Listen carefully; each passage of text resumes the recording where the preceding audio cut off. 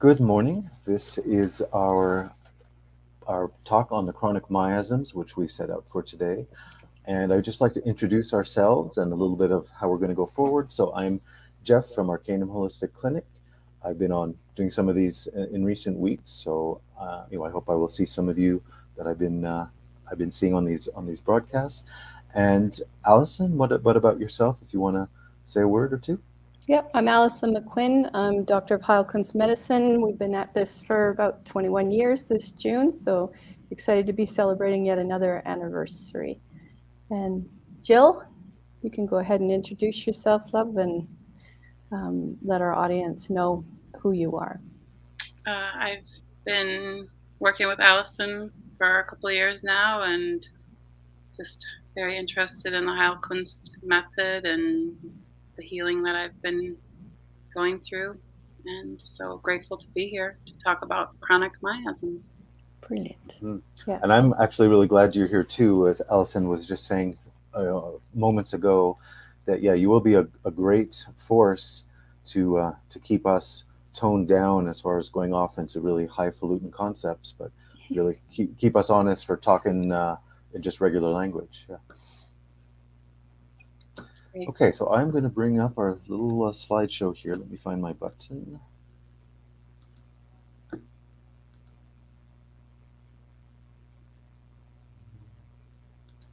Oh, there it is. Okay.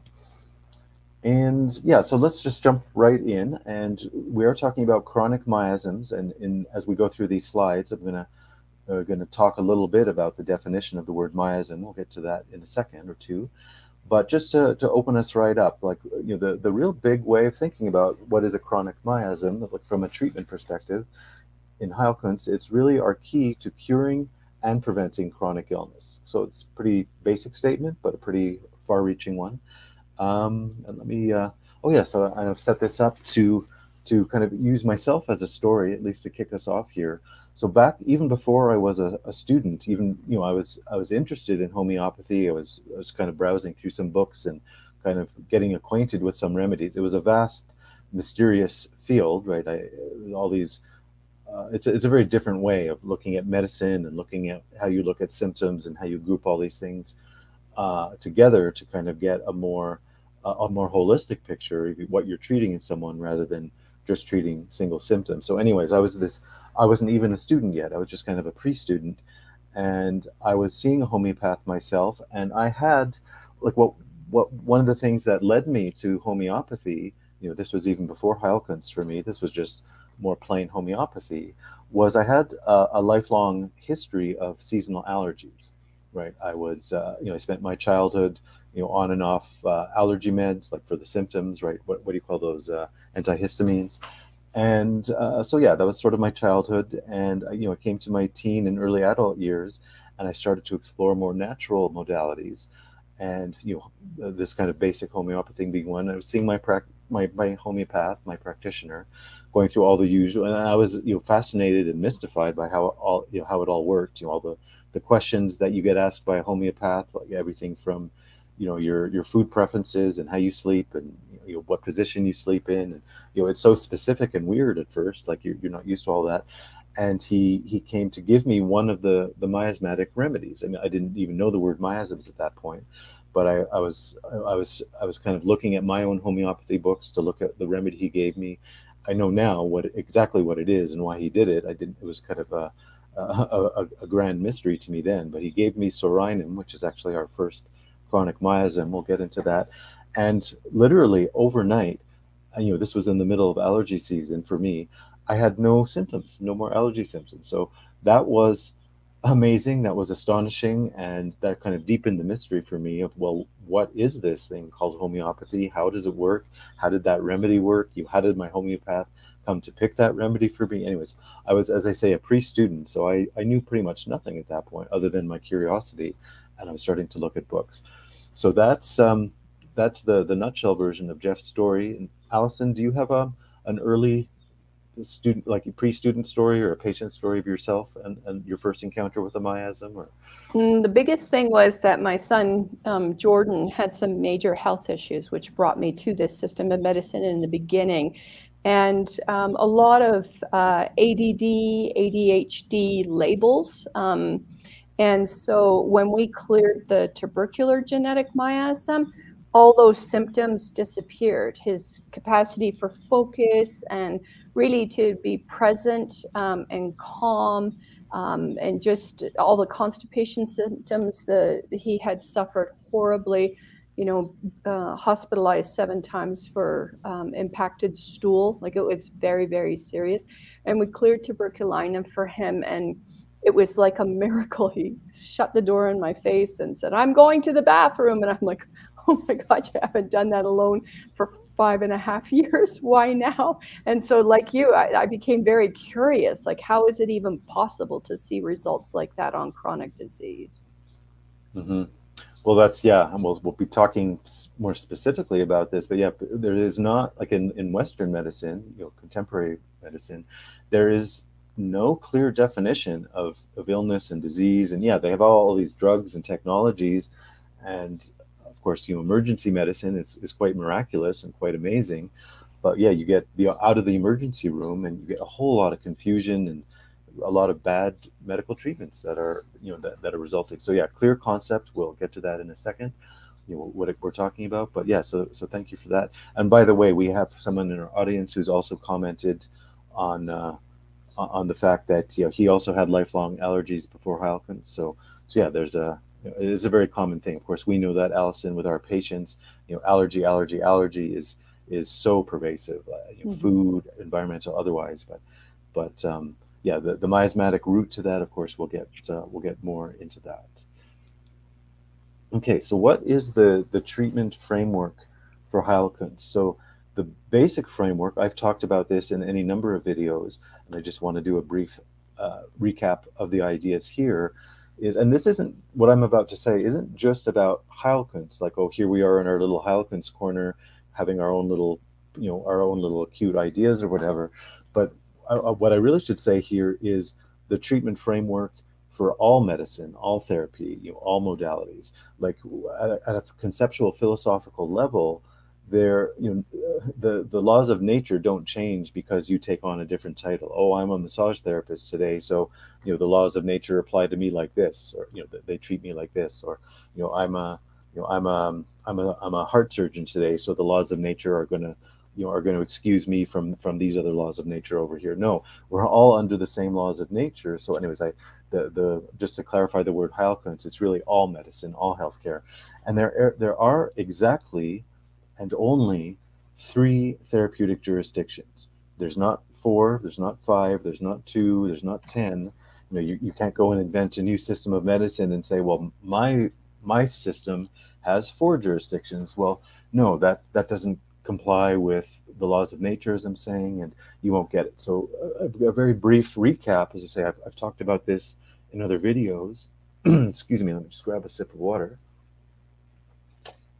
We have what we call therapeutic regimen, therapeutic medicine, and therapeutic education.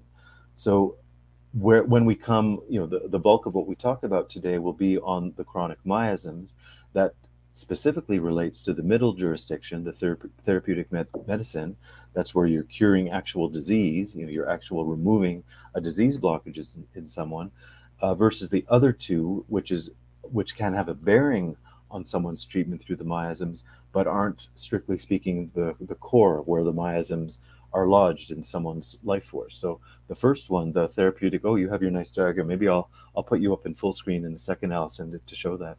The therapeutic regimen has to do with all the common sense things we think about diet and lifestyle, balancing your diet and getting enough sleep and doing all these kinds of things. The medicine I already mentioned, and then the third jurisdiction, the therapeutic education, that kind of gets into higher realms of really where a lot of the source of chronic illness comes from, even where the chronic miasms have come from. And that gets into issues of, we can call it mind-body medicine, we can call it issues of emotional conflicts, psychological conflicts, but where our whole mind-body matrix, if you want to call it that, kind of gets impacted by any number of things, and out of that flows more of an impact on the lower 2 jurisdictions below that, the therapeutic regimen in medicine. So let me see, Allison, if I have a button to make you full screen here, just to show you. I know I have that somewhere, but let me. Don't remember exactly how to do it now. That's me, but we want Allison. Oops. Yeah, I can get it pretty close here. Yeah. Yeah, so all this to say the details don't really matter except for the practitioners who are wielding this. But just to say that exactly what Jeff is saying is that we have 3 full jurisdictions. This is the naturopathic, and this is what people say, oh, you guys are like a one-stop shop. Then this second beacon row here is all the medicine proper. So the law of nature, like cures like, laws of opposites are more in this jurisdiction. And then we're helping people not reinfect by going after beliefs that have actually started their path into chronic disease as well. So we don't want the person, to actually use the beliefs to reinfect. So those 3 jurisdictions, counseling, medicine, and naturopathy, people always say, oh, that's great. Then I'm not going to need all these supplements or go to see the naturopath anymore. You seem to have it all covered.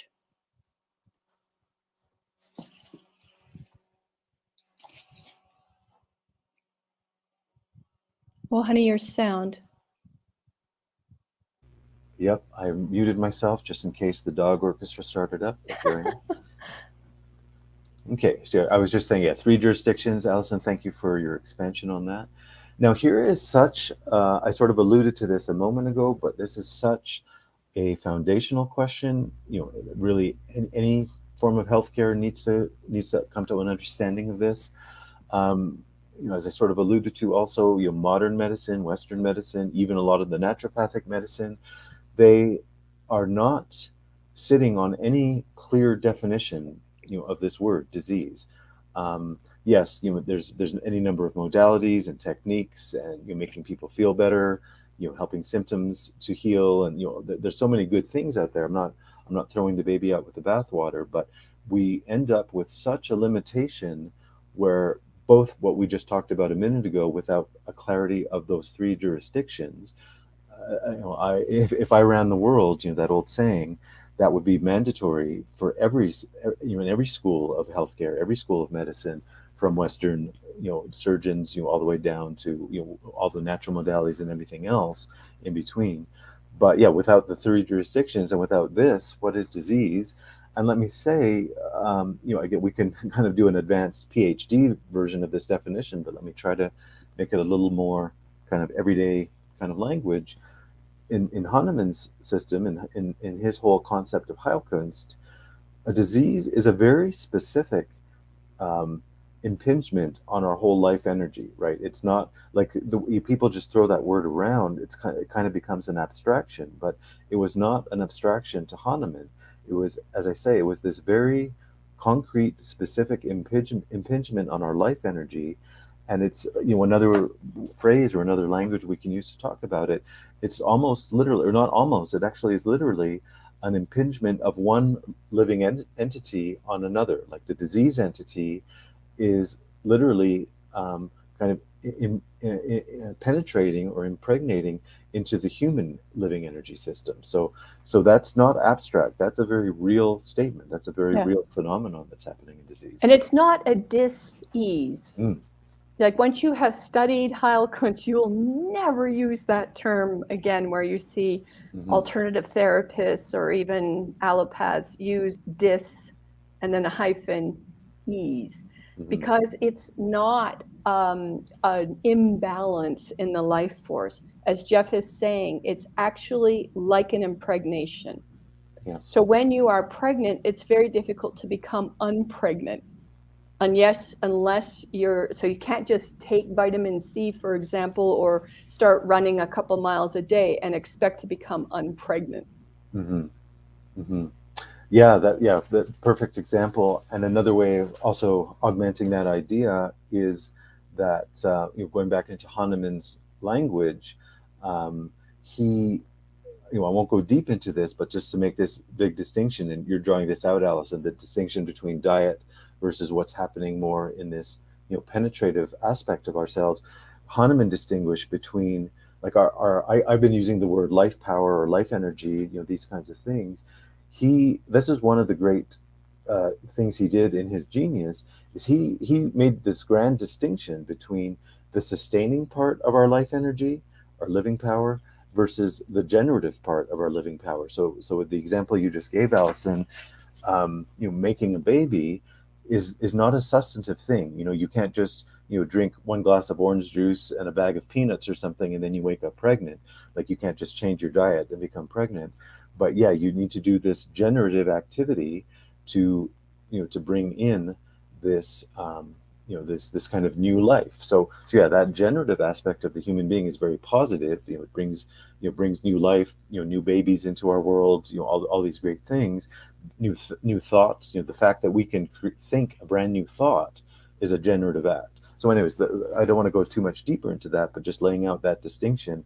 When we are in Hahnemann's system curing disease, we are very specifically and very concretely kind of curing this thing that has penetrated into the generative power. So you cannot, and actually I have a slide coming up in a moment, showing that and as Allison has said, you cannot cure a pregnancy by changing your diet. You cannot cure a disease by changing your diet or doing more exercise or something like that. So anyways, this definition of disease is concrete, it's specific, it's real. We see this day in and day out, treating patients and giving them remedies.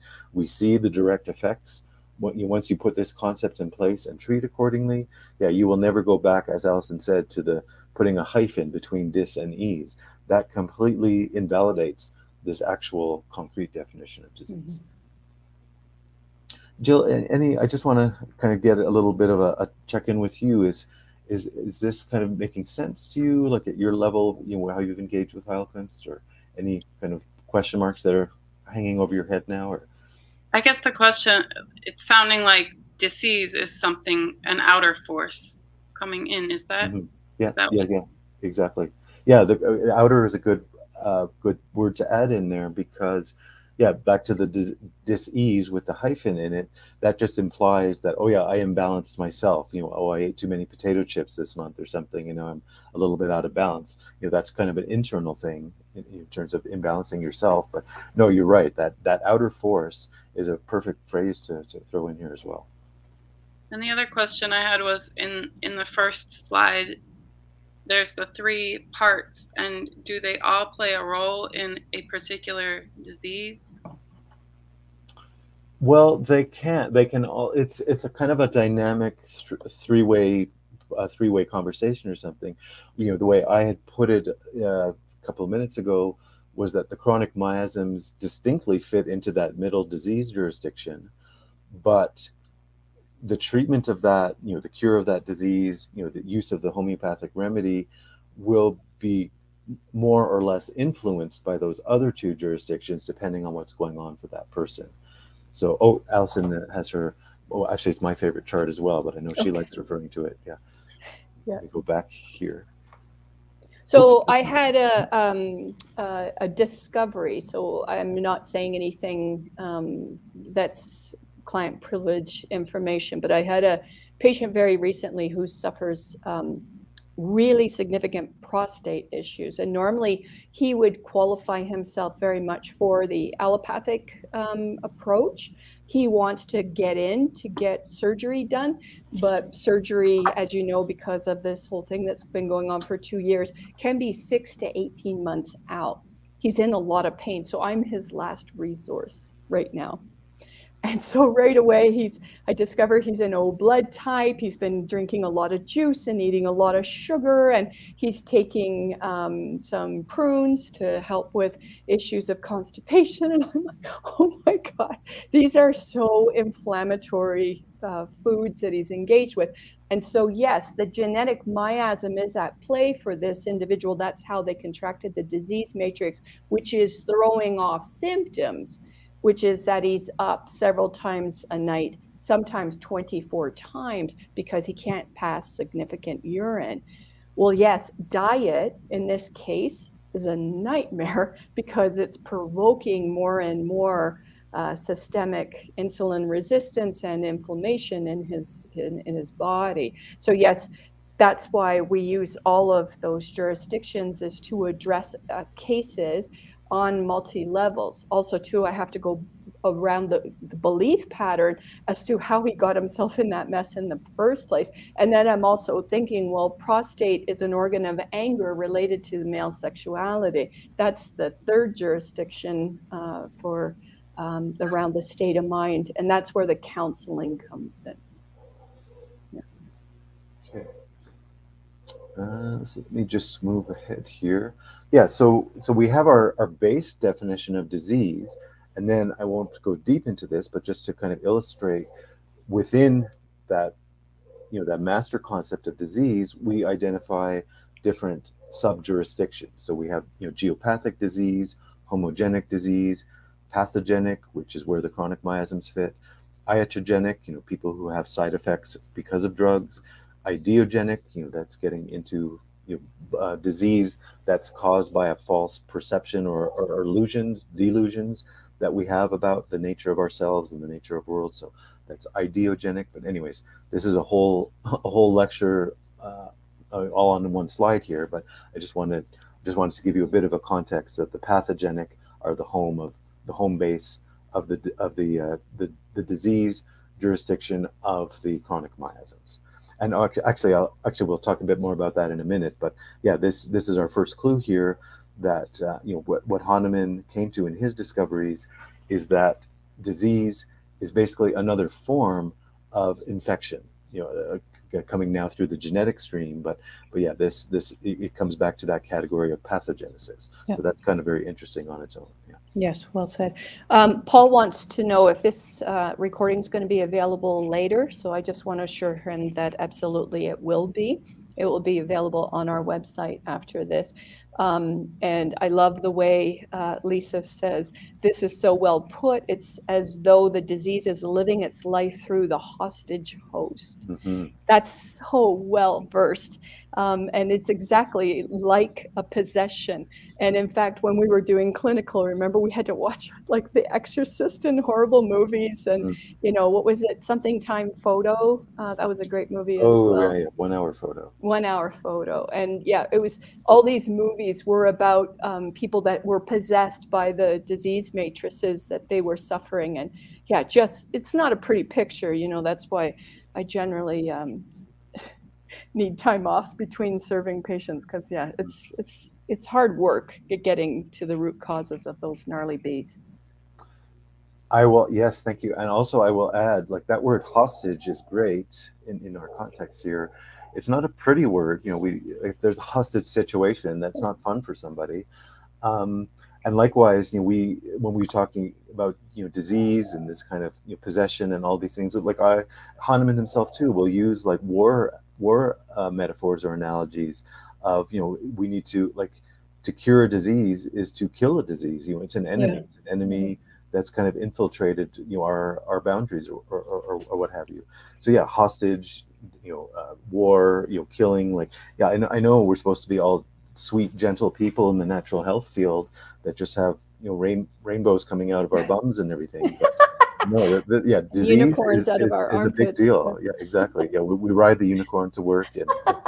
And we again, not be because we like to being crass or whatever, but yeah, that we do have to up our language in a sense when we're talking about this true nature of disease, the effect it has on the human being. And yeah, it is a hostage situation. It's a war situation. It's all these ugly things for sure.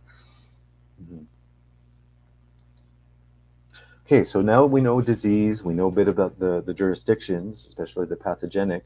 So what is a chronic miasm? So I've already given a hint as far as being related to now a genetic form of what was originally an infection, pathogenic. And going for a moment into some history here. So we're going to get a little bit Greek for a second. Me, I actually, we'll get to some German words down the line here, but yeah, we need to draw on other languages, which is actually quite important or significant to understand. The whole history of medicine and all the phases that the long history of human medicine has gone through. It's gone through different countries and languages, in its historical development. So, anyways, quick little aside. another big topic. But Hahnemann, he was actually a great linguist. He spoke and translated many languages, which I 12. think, yeah, that's a lot. I'm trying to learn my second right now, and yeah, that's quite a feat. So yeah, so 12 languages, hats off to him. But yeah, just to say, he had this great linguistic consciousness, this great historical consciousness. I think he was uniquely qualified to kind of come to discover the chronic miasms and really bring out this scientific understanding of what we're going to do about them. So anyways, sorry for that little side there, but the miasma, a Greek word, is, I'll just read the slide here, a contagious power that has an independent life of its own, a pollution or bad air. Originally, this is me speaking now, this originally had more of a spiritual than a material connotation. So we will talk about germs now in our modern context, but that's just kind of an offshoot of this older concept of miasma. So the miasma theory, again, in our more recent history, coming up to around the 18th, 19th century, was now kind of something that was about to morph into the germ theory. It was this idea of contagion, but again, before our more material modern germ theory, we had this more idea of something in the air. And again, that's not even something material in the air, like a germ in the air, but just something. We still use that expression, something's in the air. There's a feeling in the air. There's a feeling in society these days that people are just fed up or something like that. We have these feelings in the air, along those lines. That's a little bit closer to the pre-material definition of miasma, right? Yeah, thoughts of like when they use the four humors to diagnose or describe person's character, choleric or sanguine, or kind of take your consciousness back to that time. Bloodletting, cupping, and leeching was the main modalities at that time. So the idea was that it was something real that needed to be expunged, like what do priests do when somebody's possessed, honey? Exorcism. Yes, an exorcism. Yeah. Mm-hmm. Okay, so now here's a very brief history of Hahnemann. I've already alluded to a piece of this. He began his medical practice, treating what were commonly called acute miasms, just basically all the infections going around, scarlet fever and Cholera. And this was kind of the day in and day out bread and butter of doctors still now today. Everyone runs to their doctor for every little sniffle and every little cold and infection. And anyways, these are acute miasms, so they're pathogenic. They're what we would call germs today, but they're infectious. In the broader concept there. And these are what Hahnemann called constant Vasen diseases. Oh, there I go. I got my German word in there.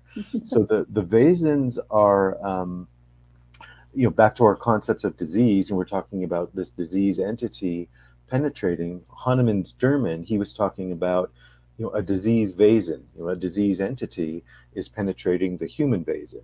The human entity. So that's this. He did not go into this deep material definition. He was kind of in this bridge world between the old miasms of being these kind of things in the air, and to this emerging new world of the germ theory as a very physical theory. He was kind of properly bridging the two, and that, as I say, properly, because the human being is both, right? We're not one or the other. That's one of the great philosophical errors people make in general, or people make in medical systems. They go off to one side or the other, but Hahnemann properly bridged that. And anyways, his word Vasen, his German word, was the way he was using it, was this proper bridge between the more ethereal or the spiritual and the material. So he had these constant Vasen diseases, scarlet fever and cholera and all these chicken things. pox is not going to look like measles. Exactly. Yeah. Once you know your best friend, even when they're wearing a Halloween costume, you still recognize them walking down the hall, right? The way they walk and all these things, right? So, yeah. So once you know chicken pox, once you know measles, you're not going to mix them up. You're not going to mix up your friend Fred for your friend Steve or whatever. Once you know someone, you know them, right? Once you know a constant Vasen disease, you know it. The variable diseases, again, this is the great thing that Hahnemann spent most of his life on. Was okay, now that we can identify these specific constant Vasen diseases, well, how do we treat them with this new method of homeopathy? And as I say, he spent much of his many of his years, his writings, his books, really showing his fellow physicians how do you treat the symptoms that come off of chickenpox. It may be a constant phase in chickenpox as chickenpox, but the way an individual expresses symptoms to that will be very unique to their, that moment of that person's life and they're expressing the disease. And that's where Hahnemann showed how do you match a homeopathic remedy to treat their unique expression. So we're getting a little progression in Hahnemann here from the acute miasms, in their pure form, to the variable diseases in their their individual expression, and then finally this critical last phase of his life, the last 12 plus years, is where he had this great genial insight into the chronic miasms. So now he went from acute miasms through most of his medical career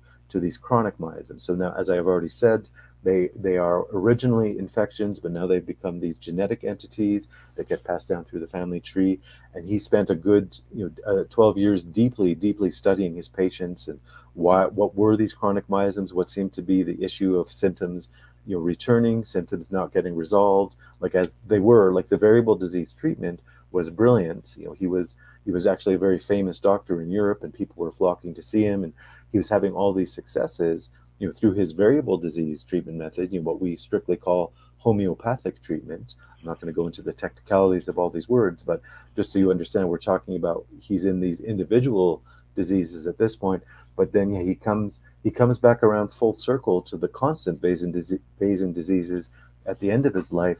And this is truly one of the great medical discoveries of the last at least 1,000 to 2,000 years that he can bring this forward at this point in history. So, and as I say, I won't go into all the technical pieces of that, but just so you understand a little bit of the progression of Hahnemann's life and his own development as a doctor, from constant diseases out to the variable diseases or the individual, and then coming full circle again to these constant diseases, these chronic miasms. So that's a lot of people don't know that Hahnemann actually coined the term allopathic. And right. allopathic medicine got cemented into variable diseases and have not poked their head or snorkel up since. That's it.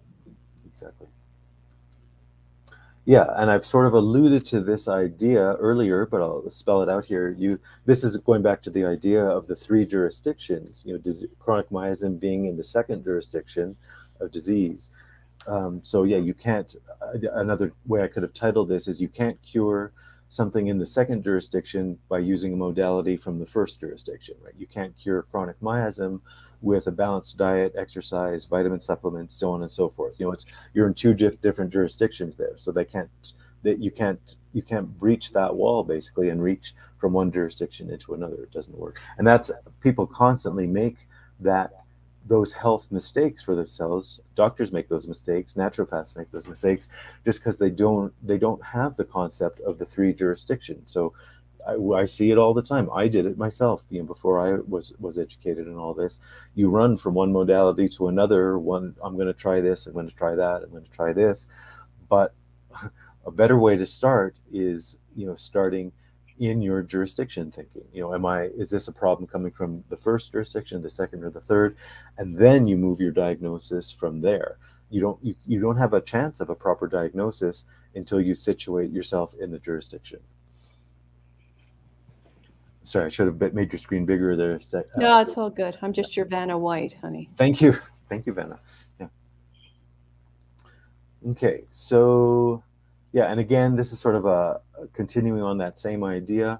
We have, this is, we often refer to Heilkunst in some of its original formation was called sequential therapy or timeline therapy, but the sequence is kind of coming off of what I'm just saying. There is a logical sequence to how you do things. So regimen is usually, the first logical starting point. Most people are relatively healthy with their diet, but there's a lot of improvement opportunities. The more you get that in order, the more it becomes logical and necessary to start going through the timeline. The timeline is part of the second jurisdiction, and what we mean here by timeline is the what we call the timeline of shocks and traumas. Someone has had history of, I'm going to make your screen bigger there. They've had a history of broken bones, surgeries, heartbreaks, emotional traumas, all these kinds of things. And that's what we mean by the timeline in this case. So, and as I said, those are part of the second jurisdiction. Those are actual disease issues. Somebody has any of the things that we're talking about here as traumas, those effectively become actual diseases that penetrate into the person's life force and now need that, those homeopathic modalities in the second jurisdiction to properly cure what has become lodged into the life force of the person. So very different from an imbalance in the first jurisdiction where you just need to clean up your diet, and before you know it, you're back to feeling good again. But no, these are actual diseases that have penetrated into the person's life force in this second jurisdiction concept we have here. Okay, you can make me small again. Okay. So, and just to finish up the idea here, so from regimen, first jurisdiction, timeline, second jurisdiction, chronic miasms, also second jurisdiction, and then finally we get into the ultimate disease jurisdiction, beyond the first and second. We get into that third jurisdiction, and now we get into here we go Greek again, chthonic and ideogenic. So that's very, very simple, brief definition. We get into the deepest diseases, the deepest fear states, and we get into the highest diseases, the highest spiritual blockages, psychological blockages, mind-body blockages. So that's where we start getting taken into the third jurisdiction. Yeah. Okay. So let me move on. A quick little footnote here. In modern history, I keep talking about Hahnemann, in the 18th and 19th century, and him going through all of these discoveries. In more recent years, like about a few decades ago, anyways, I think this was in the mid to late 70s. This French Dr. Jean Elmiguer, he put out this book. Actually, he put it out in French. This is the English translation, and he started to consolidate through his clinical work. He basically verified everything Hahnemann did and discovered, but now he kind of verified it in a more modern clinical context and kind of put on track what we just said about the sequence of the timeline, your shocks and traumas, the sequence of the miasms. So he kind of really formulated and formalized a lot of what Hahnemann had laid down in terms of the deeper philosophical structure and how Hahnemann was going about that. At his original clinical approach to it, we started to get more of a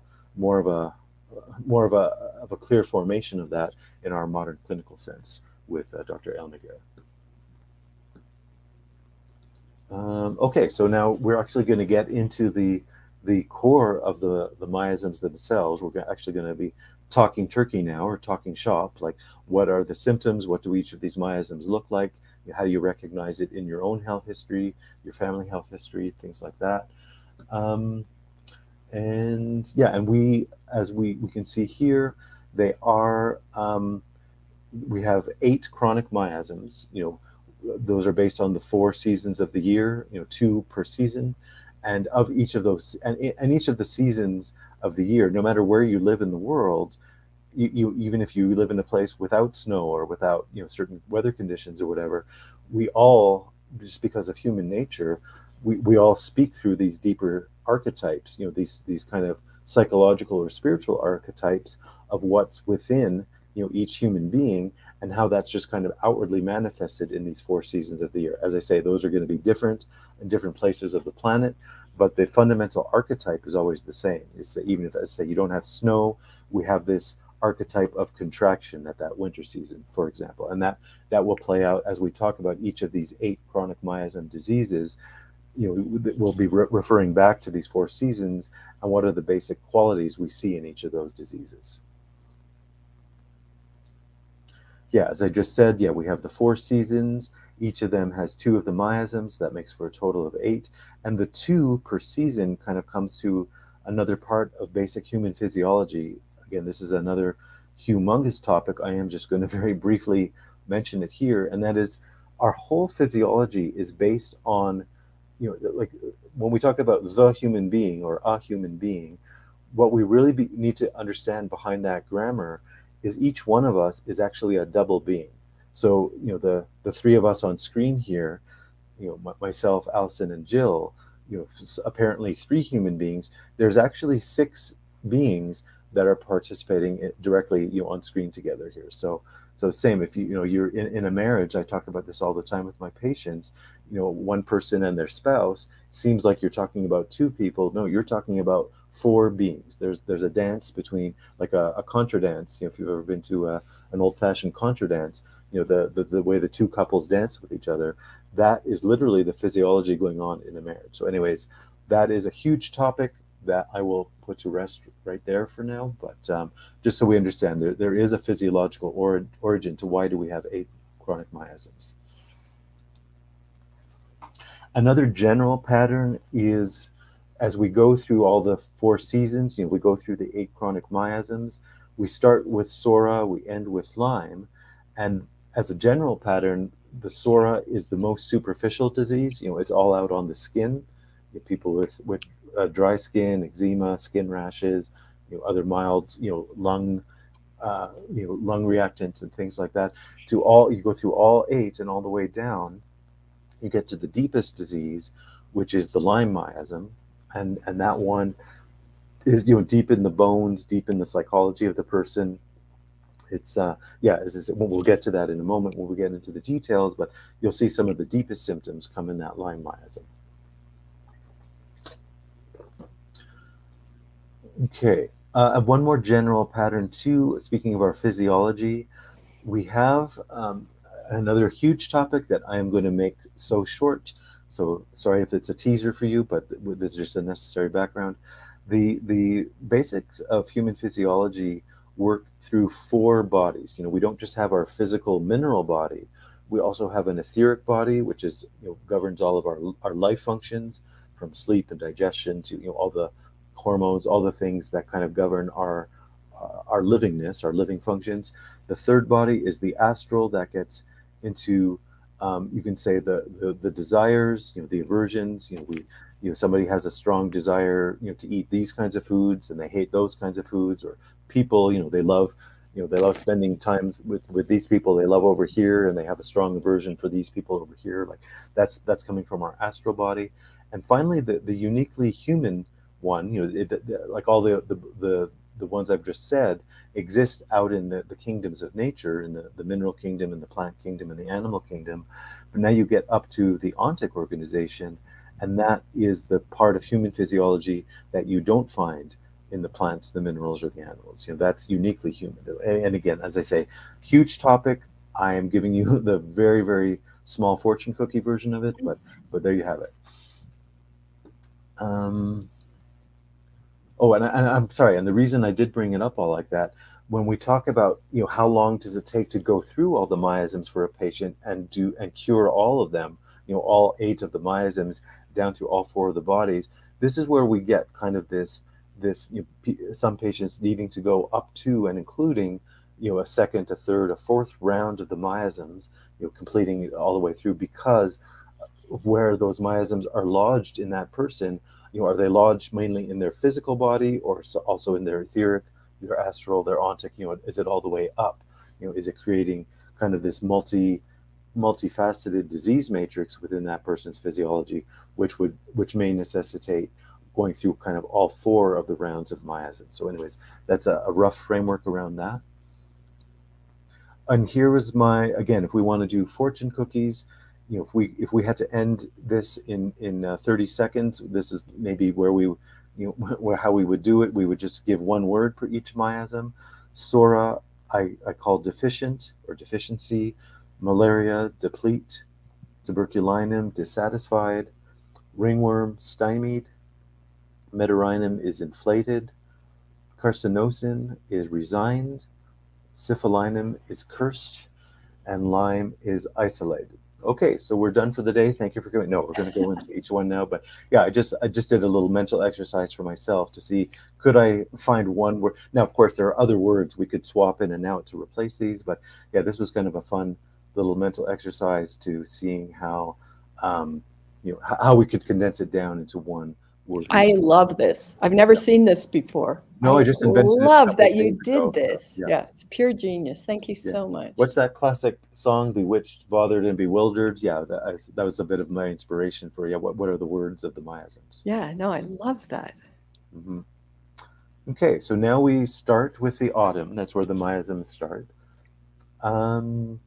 And yeah, as we have our two per season, we will talk about Sora, we will talk about malaria. So let's just, I'm going to do a little bit of a flyby through this, Allison, if you want to kind of jump in, you throw in little case examples of certain symptoms in the miasms, patients and things like that.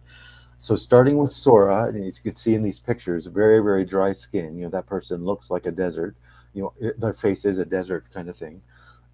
Dry, lack of assimilation.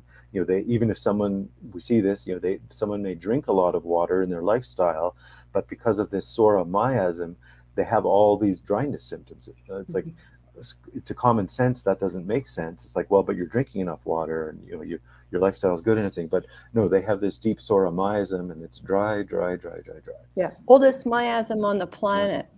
So just to know that it's been around for thousands of years. It's the root for scabies. It's also the root for leprosy. And these people feel a lack. I can't be with my tribe. At biblical times, you couldn't actually be a goddess or high priestess or high priest at that time because you were considered unclean. So a lot of people with Sora have been prescribed what? What does the doctor prescribe all the time? They don't have very many medicines. They're not very inventive. So they give cortisone cream. I know. Yeah, I know you know. Yeah. So the cortisone cream, of course, suppresses and pushes it back into the more noble organs, and then the person next fall can't breathe. And they wonder why they need a puffer, right? And then the third fall, they go back and the doctor says, no problem. I know you still have to take the drugs for your skin and the puffer for your breathing issues, but now you have seasonal affective disorder. Let's send you off to the feelings doctor and get you on some prednisone. So all you've done is you've driven it from the least noble organs into the more noble organs, right? So skin, then lungs, then the feeling body, then mind, right? In Heilkunst, the direction of cure is from the inside out. So that's why when we're curing disease, often people go, oh my God, I'm itchy like a son of a gun. What the hell's going on? We're like, yes, good. That means the organs are actually working well. Yeah, we seem like we're sadistic or something, but no, we are enthusiastic for a good reason there. Yeah. Okay, so yes, here we are. So Sora, the Sora state of mind. They feel like there's just in one way or many ways their life is just lacking. Don't have enough money, don't have enough time. Nobody loves me. I'm going to be driven into poverty. I'm going to spend my senior years in the poorhouse, or whatever the equivalent is, on the streets, right? Great anxiety, like on this front, like always concerned and worried of where are things going, and am I going to make it to this goal, and am I going to have what I need, and like it's a very distinct kind of anxiety. Remember, you went into Sora one year and you had a small pencil and you went to write and then lead broke and you said, effing Sora. Yeah, they didn't have enough lead to make pencil. Yeah. Right. Yeah, forsaken, actually, I have here, and another word I didn't put here is abandoned. Forsaken, abandoned is a deep emotion. And it may not even be conscious, but people kind of, when they have these deep miasms, they kind of live through their life. You kind of like the script of their life has kind of been written by these deep emotions, in many cases, and they haven't yet got to the point where they kind of have some reason that they kind of have an awareness of that. It hasn't come up in their conscious mind. They just kind of unfold their life according to those emotions, and even the physiological part of it. As I said, someone drinking a lot of water, but their cells have a state of mind that they're like, well, life doesn't love me, nobody loves me, I don't see any water, I'm not taking any water. Like it's there all around them. Water's all around them, love is all around us, these kinds of things. But with that deeper emotion or state of mind, we don't even see what's right in front of our noses, right? So they have absorption issues. Exactly, absorption issues, love issues, relationship issues. However it comes out, it's like they can't seem to get any fulfillment of the things they seem to want and need in their life. Okay, so I keep using the word dry. Here it is again. Functional disturbances run throughout SORA, deficiencies, lack of energy, hypo. Of course, we have the other medical word, which is hyper. We'll come to that in a later Yeah, miasm. they can't get warm. Their hands and feet are freezing. They just, yeah, they have all kinds of issues with creating heat. Exactly. Yep.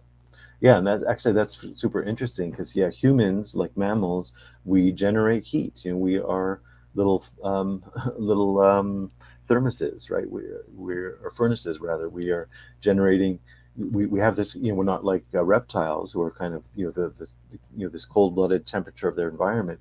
No, we have this capacity to back to our generative power. We generate our own heat. We generate our own kind of living functions and everything. We don't just sit like a simple cell or whatever, wait to suck everything in from the environment, but we can actually create that for ourselves.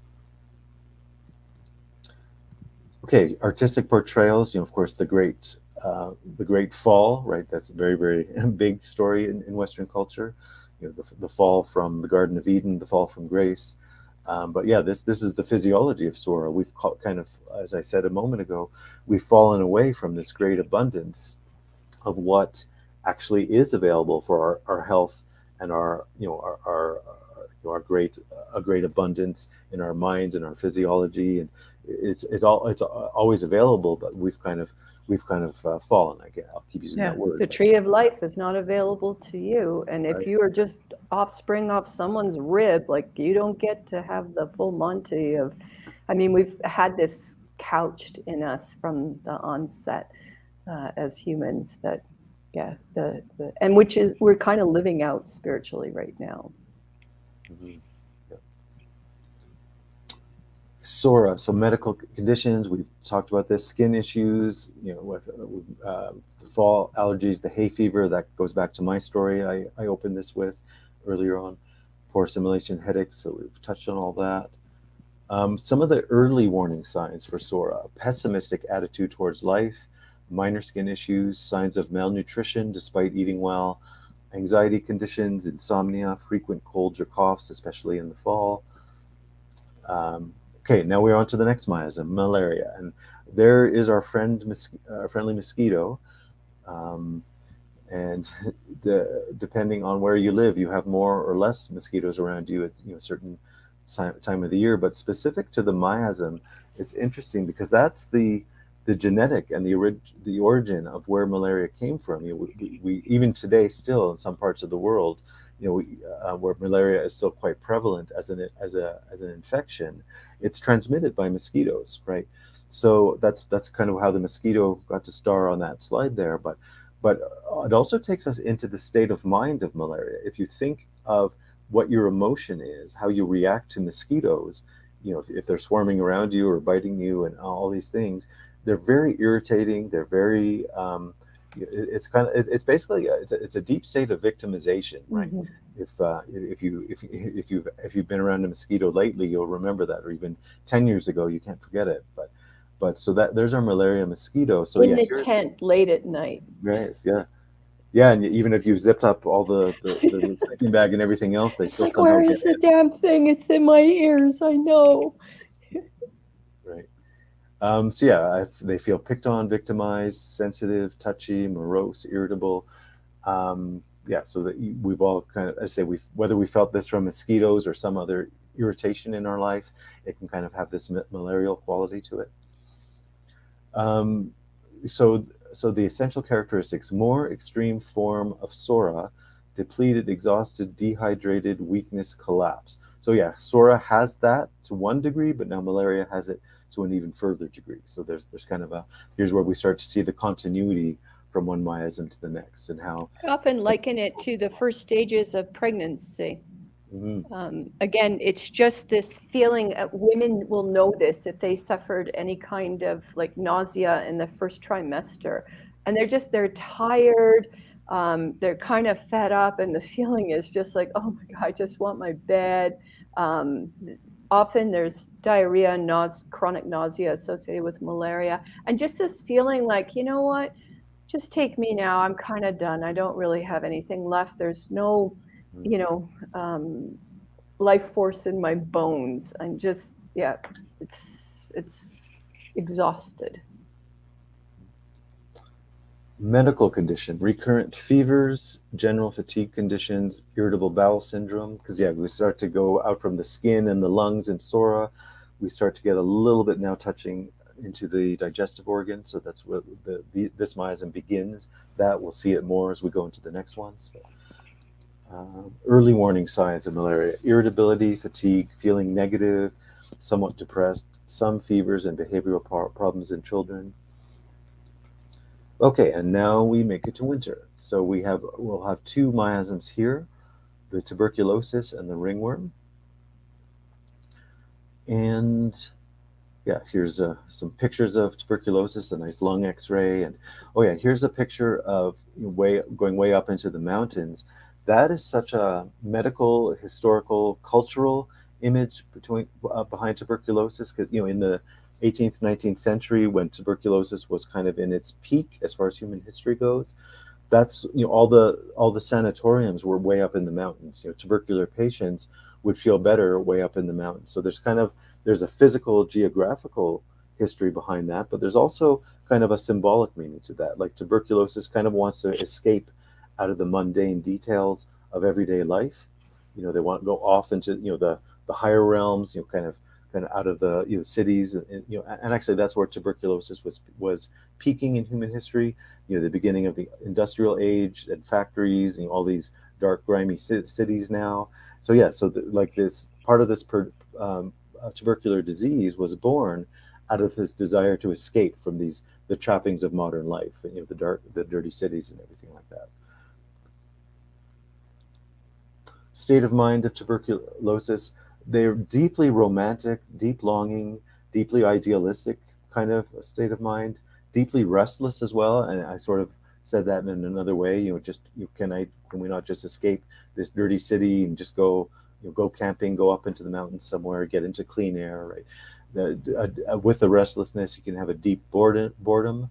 This is a fun word, capricious. People who so they're so restless, they're so bored, they don't even know what they want themselves. Like, I want this, I want, give me this food, give me that thing, give me, especially you see that in children. If they're teething or in pain, you kind of get that capricious state of mind. They don't even know what they want, so they demand things, and then you give it to them and they throw it away. So yeah, deeply, unfulfilled is another word I put here.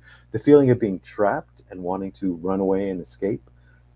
They can be very vindictive or malicious, as far as an emotion. Yeah, they only feel well when things are changing or in motion. So those are your friends, or maybe yourself sometimes, who they need to constantly be traveling, constantly in motion, constantly going from one place to another. And when they're in motion, when they're in transit, when they're on the train or in the airport or wherever, they feel great. They're about to be on the next adventure. They're going somewhere new. But as soon as they land somewhere and start to settle down, let's say they're staying somewhere for some period of time, that's when the tubercular restlessness will start to set in again. They don't want to sit still. So even if they're not traveling, some tubercular people will be like that in their day-to-day life. They're always looking for new, changing something in their life, rearranging the furniture in their house, changing their job, changing their romantic partner. It's like, yep, done with this one, I'm on to the next. It's like, and again, when it's time to make a change in life, it's time to make a change. But I'm talking here in the tuberculosis, it's so deep and pathological that it's just a neurotic compulsion. They can't stop from changing one thing and then the next and then the next. Okay, the medical conditions in tuberculosis are lung issues, asthma, bronchitis, lots of winter sicknesses, digestive issues, so it gets even deeper than the malaria into the digestive tract, teeth grinding, allergies, especially to milk or cats, ADHD. Again, we can have the whole talk about diagnosis, and ADHD isn't an actual diagnosis, it's a label, but it certainly is connected in our sense to what the deeper disease of tuberculosis drives in somebody. Frequent colds, sore throats, earaches. Chronic constipation. How many cases have we been able to cure of chronic constipation? Yeah, that's a big one, that's for sure. Yeah. And yeah, the early warning signs: fidgety, can't sit still, never satisfied, recurring chest colds, allergies, especially to cats or milk. Extreme expressions of tuberculosis, chronic lung conditions. You start getting into, you know, asthma and chronic bronchitis, pneumonia. They feel lost in life. They can't find their place. Actually, there's an expression. People will say this in various ways. Yeah, they may be a grown up and working at their 9 to 5 job, and they have a house. They have all the grown up things they're supposed to have, but they still, they'll use the phrase, "Well, I don't know what I want to be when I grow up." It's like, well, aren't you grown up? Like, you're doing, you look like a grown up on the outside, yeah, but on the inside, they're just still searching. They don't even know, right? What am I meant to do? This job pays the bills, but it's not really satisfying. So yeah, that could be a deeply painful state of mind for sure. Okay, so now we will come into ringworm, but actually I am going to exit for a moment. I don't know if anyone wants, if Allison, you want to lead any points of what we've talked about so far, but anyways, I will be. Okay. Fair enough. Jill, do you have any specific questions? Are all of these in everyone? That's a great question. Yes, to varying degrees. And we're going to get to that. It's one of the questions at the end of the presentation. So brilliant, because we all have them as functions of our human evolution. We kind of sign a contract before we're born for which ones we're going to have more predominating than others. We're not exactly sure why that is, but I hazard a guess, again, after almost 20 years, 21 years as a clinician, is that as a function of our evolution, it is a bit like the hero's journey. The moment we're born, we don't know what we were downloaded with, but our journey is to find out what are our challenges and what are our specific themes with relationship to those challenges, and to overcome them. When you watch somebody go through their genetic miasms, some will be more laden with cancer and some more sora. Well, why is that? The person brilliantly over the 28-day cycle between their appointments will actually come to these amazing revelations. And they'll actually tell you, you just have to listen really carefully, and they will tell you why they got downloaded with some more than others as challenging pieces for them to overcome. Every movie and every book is about the hero's journey. Every single one. And why is that baked in to our society? Why is that a norm? Why don't we watch movies about or read books of totally different nature? Because it is the plight of every human to unearth what they have evolutionarily signed an agreement with before they got here. And to find out, for example, the cancer state of mind is the unlived life or the disease of resignation. Why would somebody choose that? Unknowingly, subconsciously, before they got here, and then choose a family matrix that's based on that archetype. We can only hazard a guess.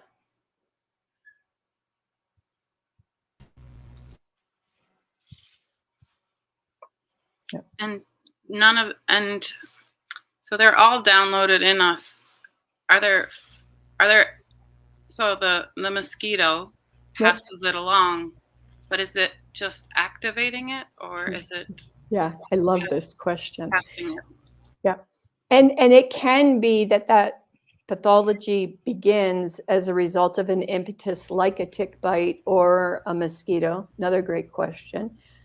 In other cases, though, we're seeing it prevail more and more as a function of our collective human evolution. And the reason for that is that we have kind of individual karma, but we also have socio contracts that we've signed unknowingly just by our geography, the fact that we were born at this time, going through these particular challenges on a global level. also has miasmatic influence. So it's got a physical aspect, but it's also got sort of like this collective consciousness genetic aspect as well. Yeah, it's a physical contract we signed to overcome through our hero's journey those particular disease matrices, but we also have it collectively as a whole.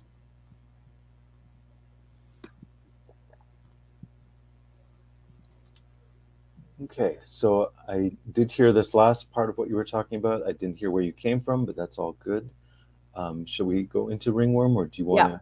No, Yes, I continue. couldn't It's a tell if you were question tied up. that is going to come up again at the very Yes. end as well. Yeah, we do have some questions already submitted. Yeah, that we've kind of put into the slides at the end too.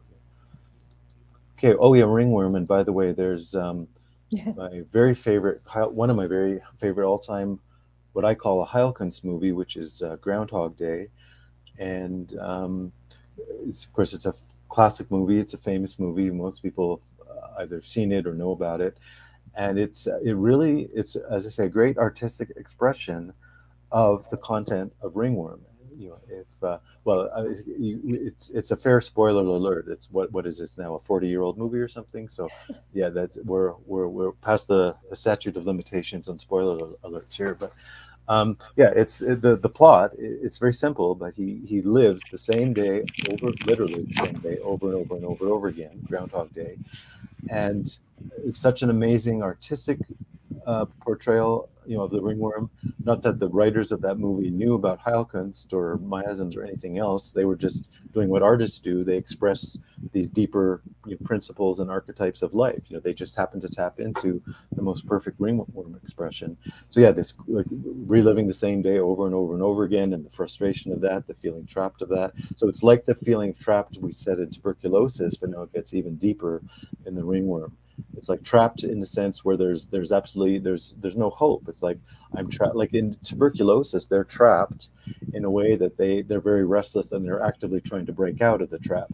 But ringworm, it's now gotten so deep, it starts turning more towards the direction of hopelessness. Right? It's kind of like a trap that there is no escape. There can be no escape from, and of course the emotion that goes along with being trapped in that way. Okay, so the state of mind in ringworm is we have a victimized feeling, but now we said that earlier for the malaria as well, but now it's an even deeper, more deeply rooted feeling of victimization. And even as I say here, bordering on persecution, you can have irritability and grouchiness, alternating struggle and indifference, feeling trapped, and endless seeking for an answer or escape. Close but no cigar. So that's a great expression to connect to the ringworm feeling. Yeah, essential characteristics. We have irritability, deep fatigue, difficult concentration, caught in a loop of struggle, and then resigned acceptance. So it's a loop that you never get out of. Success is just beyond the capacity to attain. Dreams of ever elusive destination. So again, you can see some of the carryover from tuberculosis, the longing for something else and the restlessness, but now it's more kind of a flattened energy state. It's more like it's less and less capable of acting on. Tuberculosis is very active. They're very restless, and there's a lot of activity in tuberculosis, but now that's starting to get back to what we said earlier too. We're getting deeper and deeper and deeper into pathology as we go through the miasms, and you're seeing this deepening even from tuberculosis to ringworm, where that that hope, the candle of hope, starts to get snuffed out in a sense. Yeah, and you've got your there's your diagram, Allison. Just to give you the order again, so you know where we are on the map. Yep. So yeah, we are coming now just to about the halfway point here as we hit the ringworm.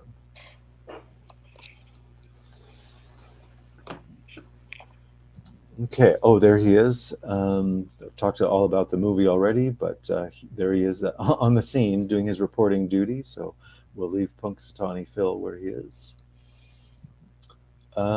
Medical conditions in ringworm. The characteristic ring-shaped rash.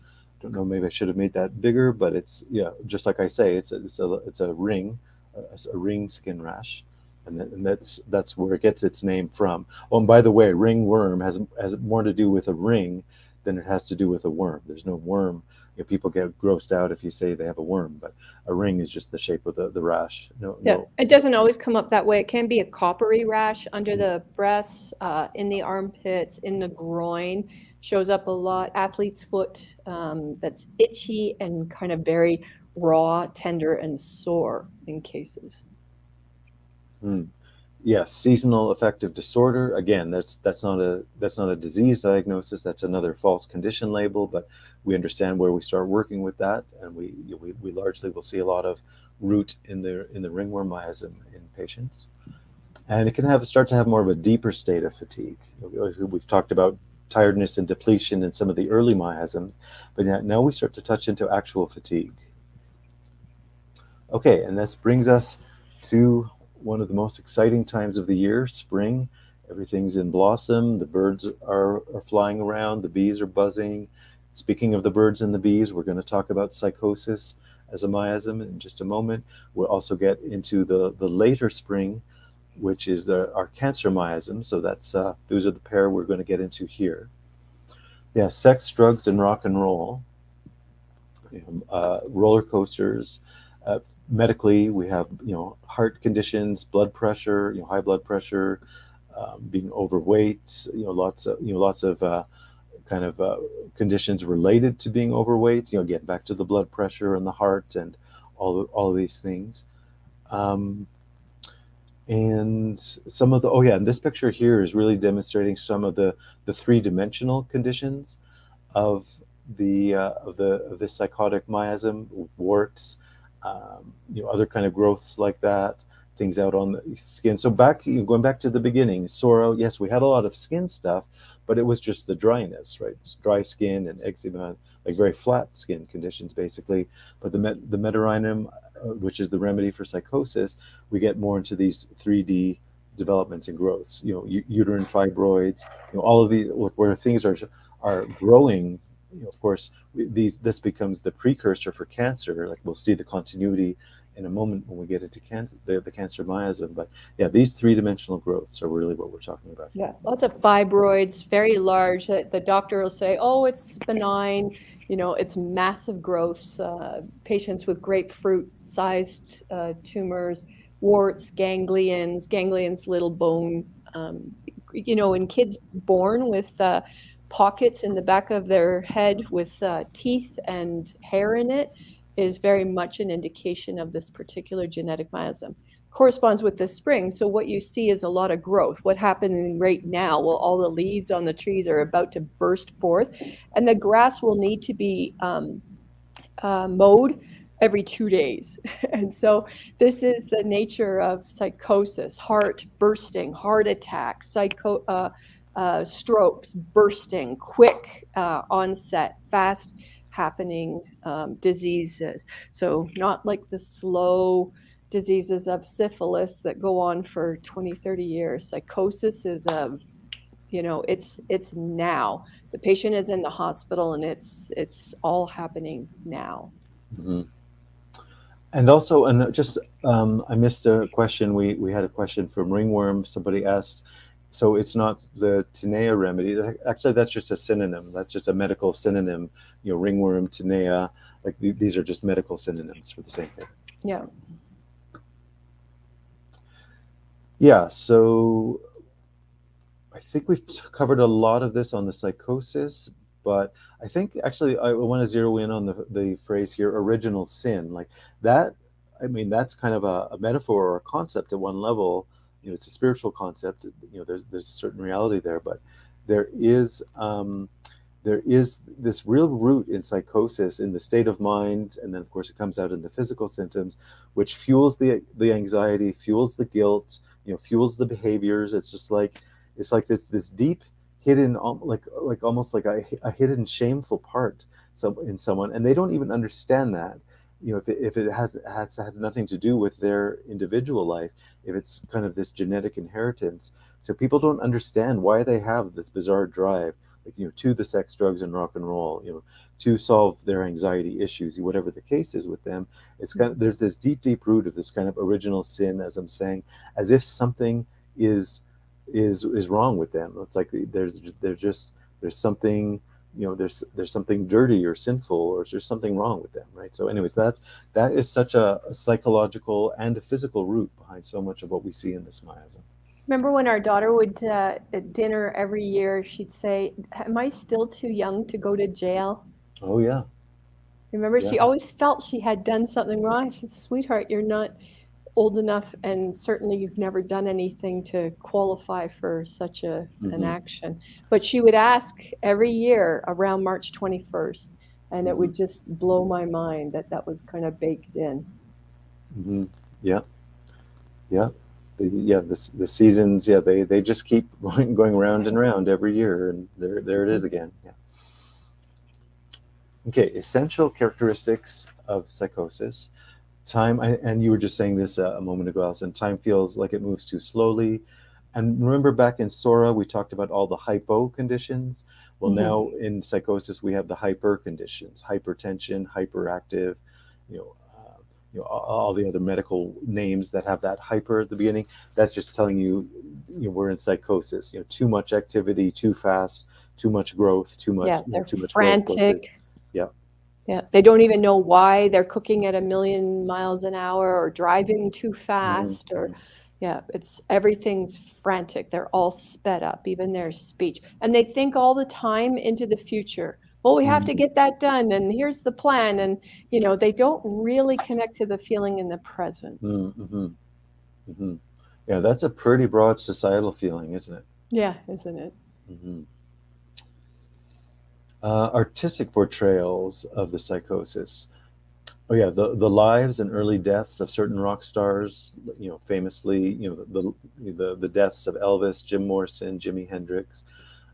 Live fast and hard and die young. Again, the sex, drugs, and rock and roll. Well, here's the rock and roll chapter of the equations. Well, not just rock and roll, but they had the sex and drugs too. So, that's we all have this living cultural memory of these individuals, and even more recent ones too. The same thing, but that's just psychosis through and through and through. Okay, medical conditions. We've touched on a number of these already just along the way here, but we have all the heart, everything heart, of course, goes back to that psychosis, the spring allergies. And here's an important one, this last point here: the more susceptible to vaccinosis. Again, another huge topic. We will come back around in future webinars to this, but we talk about parents who have these questions all the time about what they're doing with their children and the vaccine schedule, and if they don't want to follow that, or maybe they're trying to figure that out. We always will talk about the same principles and the same concepts about how we approach that, but very specifically, when we see this strong psychotic miasm in a given family, this child is coming, we can see the family tree behind them, we will extra emphasize the consideration to avoid vaccinations as much as possible with those children, because they're the ones who are most likely to have the bigger reactions to vaccines. So that they're kind of on the higher end of the susceptibility. Now, as I say, the same principle is true for all children, but we extra emphasize it here, is what I'm saying. But otherwise, that's going to be taken down off the Facebook platform. Way to go, hon. Uh-oh. Is this called Metarinum as well? The remedy is called Metarinum. The disease is psychosis. Yeah. Oh, okay. Yeah. Good question. Okay. So anyways, and if anybody needs a bathroom break or anything before they get cystitis, please go ahead and then come back. We didn't expect this to go well. We didn't expect it to go so long. So please don't hesitate. And So now we know the real cause of psychosis. It came from a long webinar, but back a few millennia ago. Yeah. Okay. So the early warning signs. all kinds of growths. We've talked about that. Sharp ups and downs of energy or emotion, the classic bipolar conditions, manic depressive condition. Intense passion and drive. Oh, these are passionate people. These are like, that who we're talking about, those hyper passionate people who are working on big projects in their life. Yeah, those are your Mediterranean friends, or maybe it's you or part of your family as well. But, Allison, yeah, you recognize that? Oh yeah, a little bit. Okay. Yeah, me too. Yeah, that's certainly. And then one more thing, we've talked about all the general patterns, the seasons and this and that. As we go through this whole sequence of 8 we're going through, the more we come closer to the last ones, like as we are here, the more and more these are big in our contemporary medical culture. Like this one, the next one, cancer, the syphilis, the Lyme that we're coming to next. These are so big in our modern life. Like, this one, the other ones, like these are everywhere in our lives, in our medical histories. What's going on in doctors' offices. Of course, the doctors don't know the miasms; they just give out all their usual drug prescriptions. But once you see these miasms, and especially these latter 4 as we're in now, they're just ubiquitous. They are everywhere. Yeah, I think that's what I really enjoy about working internationally, as like you say, you see these archetypes show up all over the world, no exception. Yeah.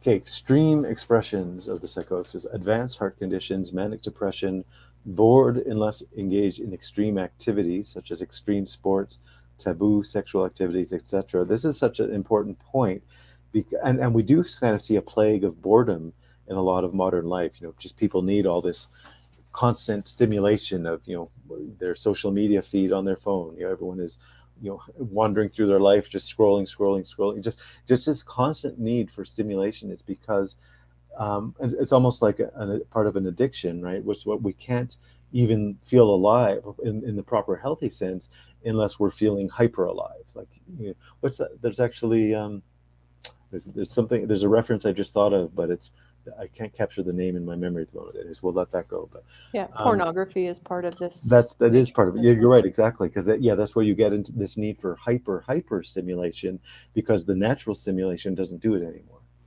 right? Anyway, so this is psychosis, and this is modern life in so many ways. Okay, and now we can all exhale, get all that fun partying out of our system, and now we're going to go down the other side of the chute into the cancer miasm. So we have, this deep emotion or state of mind of resignation. So we sort of started into that with ringworm. They kind of realize they're trapped, and they're barely fighting anymore. Now cancer, that gets even deeper. Like, it's this deep resignation to there's no hope, there's no point, there's I am just trapped deep in this energetic disease kind of matrix within myself. The unlived life is a phrase that comes up in various contexts. Like, people, they're going through the motions, but they're not actually fundamentally living. They're kind of a zombie or an empty shell kind of moving through the world. But there's, if you're trying to connect to someone, like, you start to sense that there's no real life force in this empty shell I'm trying to talk to.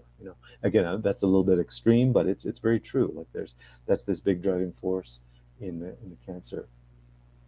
We get a perfectionism side that starts becoming more and more obvious. And it's all about pleasing others, right? Again, that empty shell I'm referring to, that whatever life energy is there, starts to become more and more about everyone else. I'm going to serve my family and my community. I'm going to make a better world, or for whatever. They kind of, again, they still have a bit of the passion of the psychosis, but now it's starting to get channeled into almost more of a perfectionist kind of trying to remake the world, in a sense. But again, it's never for themselves individually. They don't have that interconnection anymore.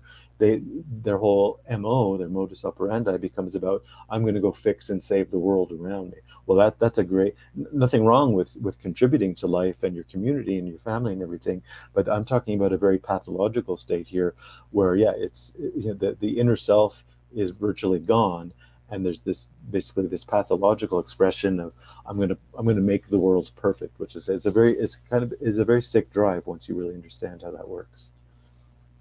Now there is back to the psychotic miasm. There's also another question we just went past here. So OCD is in the psychotic miasm. It's partially in psychosis, and it's partially linked in the syphilis, which we're coming to in a minute. So yeah, any kind of ritualistic OCD patterns is on the syphilitic side, but some of the more just kind of you can say the overly passionate behaviors, the overly passionate way of needing to do certain things, that can be related to the psychosis. So yeah, there's a bit of a bridge there between the two miasms.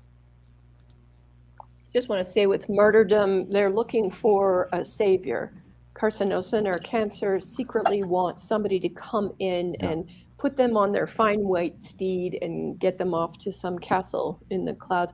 Their motivation for rescuing you often is that they secretly hope that eventually you'll do the same. But they're postured pathologically in that state, and they eventually will break apart when they realize that there is no savior forthcoming. So they usually follow, like, religiously CNN, the news, politicians, somebody in the community, Elon Musk, like somebody's going to save them, right? And they're waiting for that moment. And they have lost that innate responsibility that their own ontic organization and individuality actually is the recipe for solving the puzzle.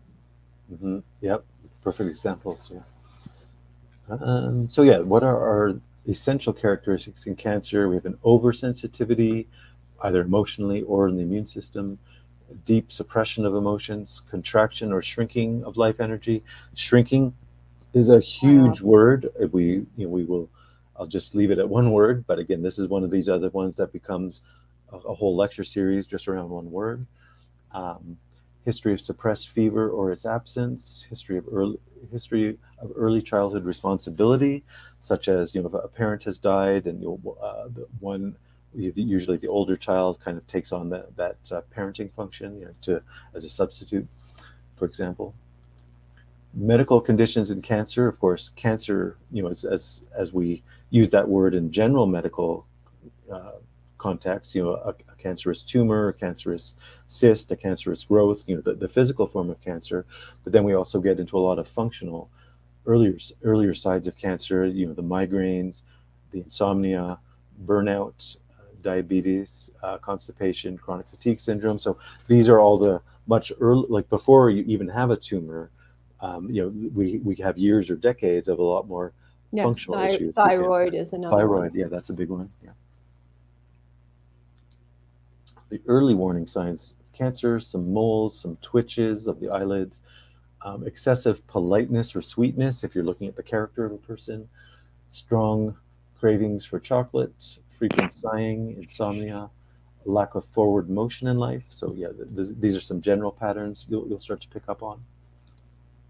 And extreme expressions, I sort of alluded to this earlier. The lights are on, but no one's home. An extreme vanishing of the self and identity, and then we, of course, physically, the late stages of cancer, second, third, fourth stages of physical cancer. Okay, and now we come to the summer. We're at an hour and a half, Hein? I do, and that is why I'm talking as fast as I am. So syphilis, canker sores, the depression, like even suicidalness. It's a movie I can talk a lot about. I won't do it right here, but the Joker in that Heath Ledger played was a super expression of syphilis. We actually have a blog post we wrote about that. I'll dig it up and I'll add it to the links after we're done this today. We have deformities, of course, deformities of behavior, deformities of just medical deformities, misshapen. Teeth issues, chronic dental issues, and a lot of it's musculoskeletal issues, often on the face, for whatever reason, and that children have a lot of growing pains. They'll cry out in the middle of the night, not during the day, only at night. Very, very painful, and in the long bones typically. not the joints. Sorry, I should be clear. Okay, so extreme destruction, self-destruction, amoral is the syphilis state of mind, insanity or fear of, that's another thing. Along with destruction and insanity, we have this general characteristic of falling apart, emotionally, falling apart physically, the immune system, other things are falling apart. And even around the syphilitic person, their computers, their electronic devices, their cars, their washing machines just have this tendency to break and fall apart, in their presence, right? They just have this falling apart energy, this destructive energy. Watches, toasters. Yeah, so again, back to our OCD, we have the ritualism of syphilis, the perception or feeling of entropy, the world is falling apart, nihilism, nothing has any meaning in the world. They try to compensate by lining everything up and putting things in a sense of order, and they go back and check the door that they've locked it 14 times. They have the horrible feeling at work that they left the curling iron on. Exactly. The essential characteristics, I've already said, things break or fall apart, accidents, like sports injuries, car accidents, all the ways we kind of crash into other things and twist our ankles and do all this kind of stuff. Corrosion, erosion, worse from sundown to sun up. Yeah, these are the patient timelines you see that have so many accidents and near misses, and they're in the kitchen, almost cut off the whole tip of their finger. Yeah, it's chronically breaking down. And we have someone put in the comments an example of syphilis. A Brazilian expression, she says, is dedo podre, which means rotten finger. I never heard that, of course. But yeah, that's a good example. Like when we're talking about people, things breaking apart and everything. Muchísimas gracias. Would this present as suicidal at all? Very much, yeah.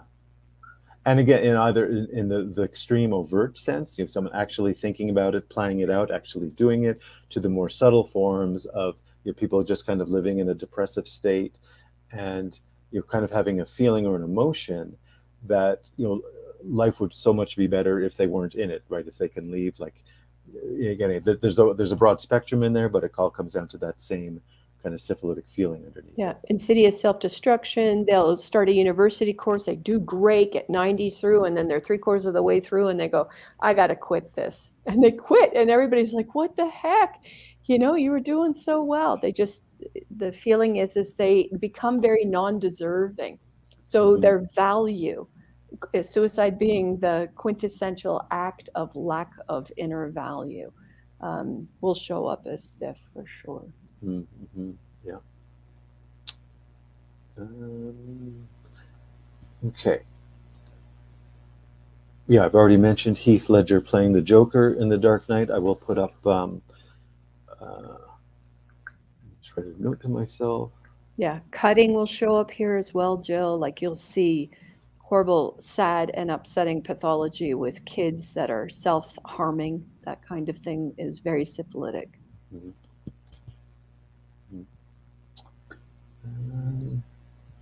Okay, just do a quick flyby here. All the medical conditions will include alcoholism, addictions in general, bone pains, birth defects, such as asymmetry or distorted features, strabismus, that's where one eye is looking off in one direction, the other eye is looking straight, astigmatism, Alzheimer's, alopecia, hair loss. And this is where we've had the hypo and the hyper. Now we get the dys, all the diseases like dyslexia, muscular dystrophy, dystonia. So yeah, basically we get distortion is really what that dys medical prefix is getting at.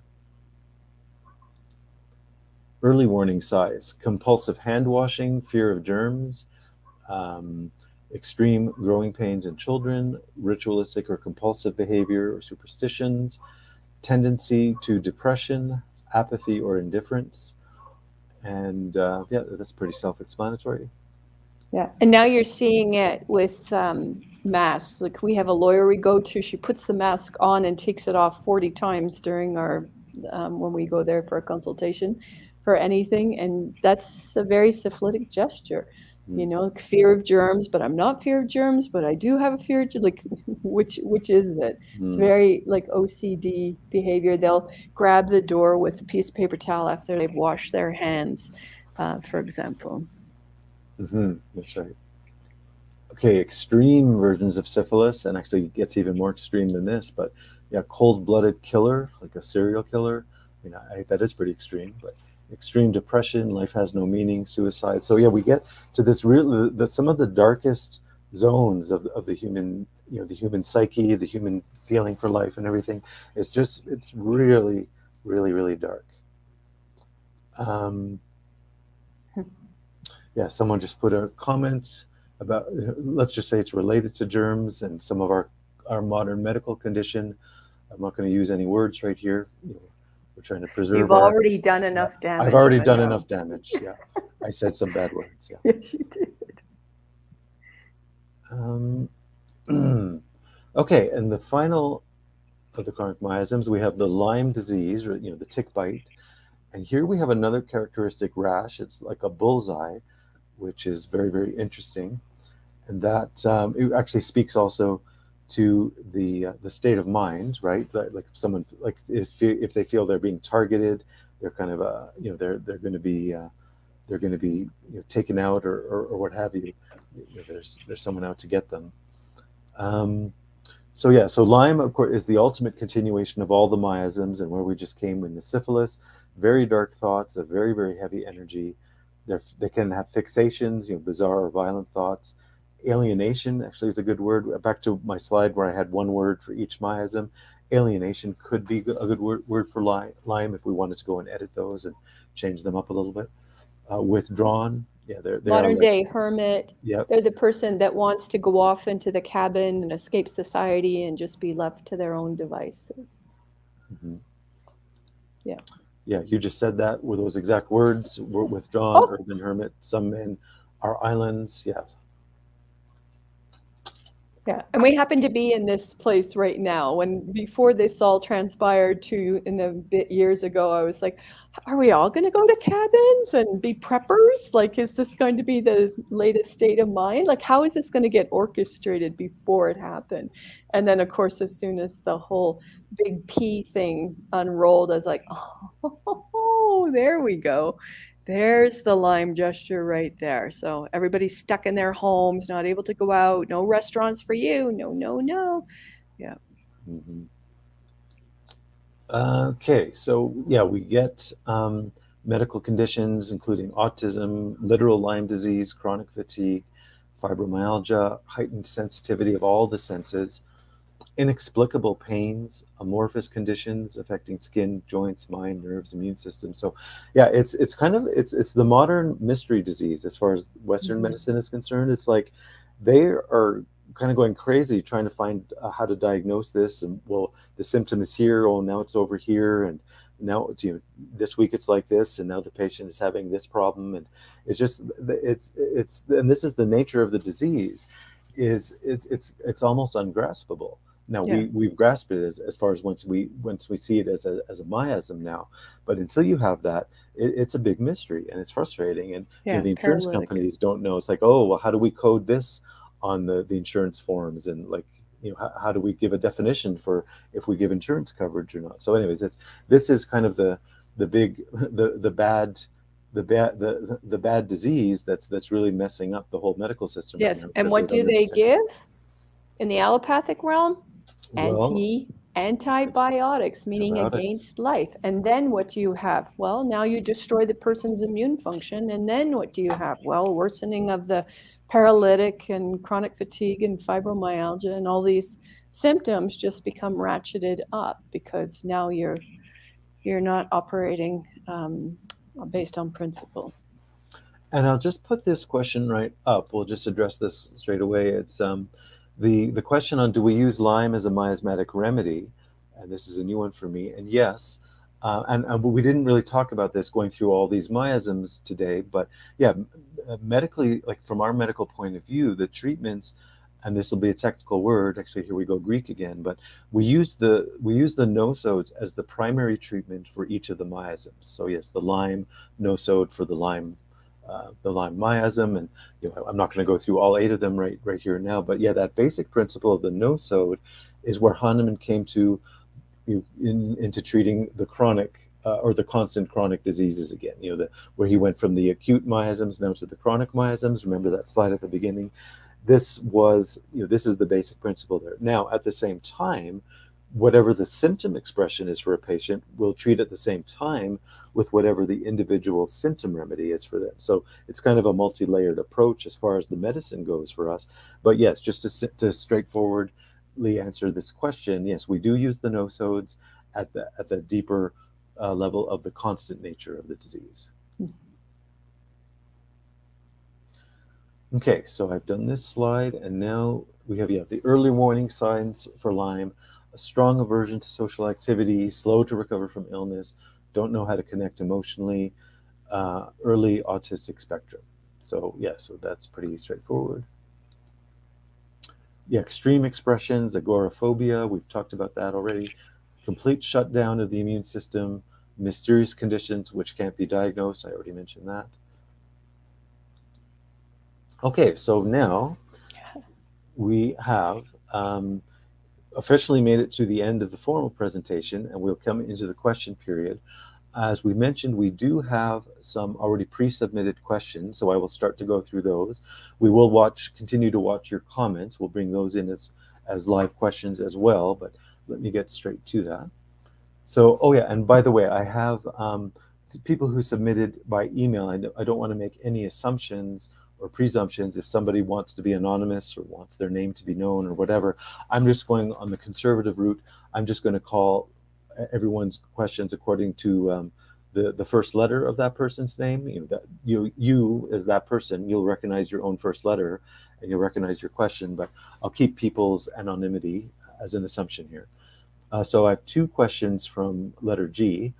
Number 1, I would love for you to discuss the miasmic treatments, their effectiveness and important significance and relevance of the psychospiritual realm. So kind of a little bit of a broad hub of questions there. They're kind of all related, but I'll come at that from one point of view to start with anyways.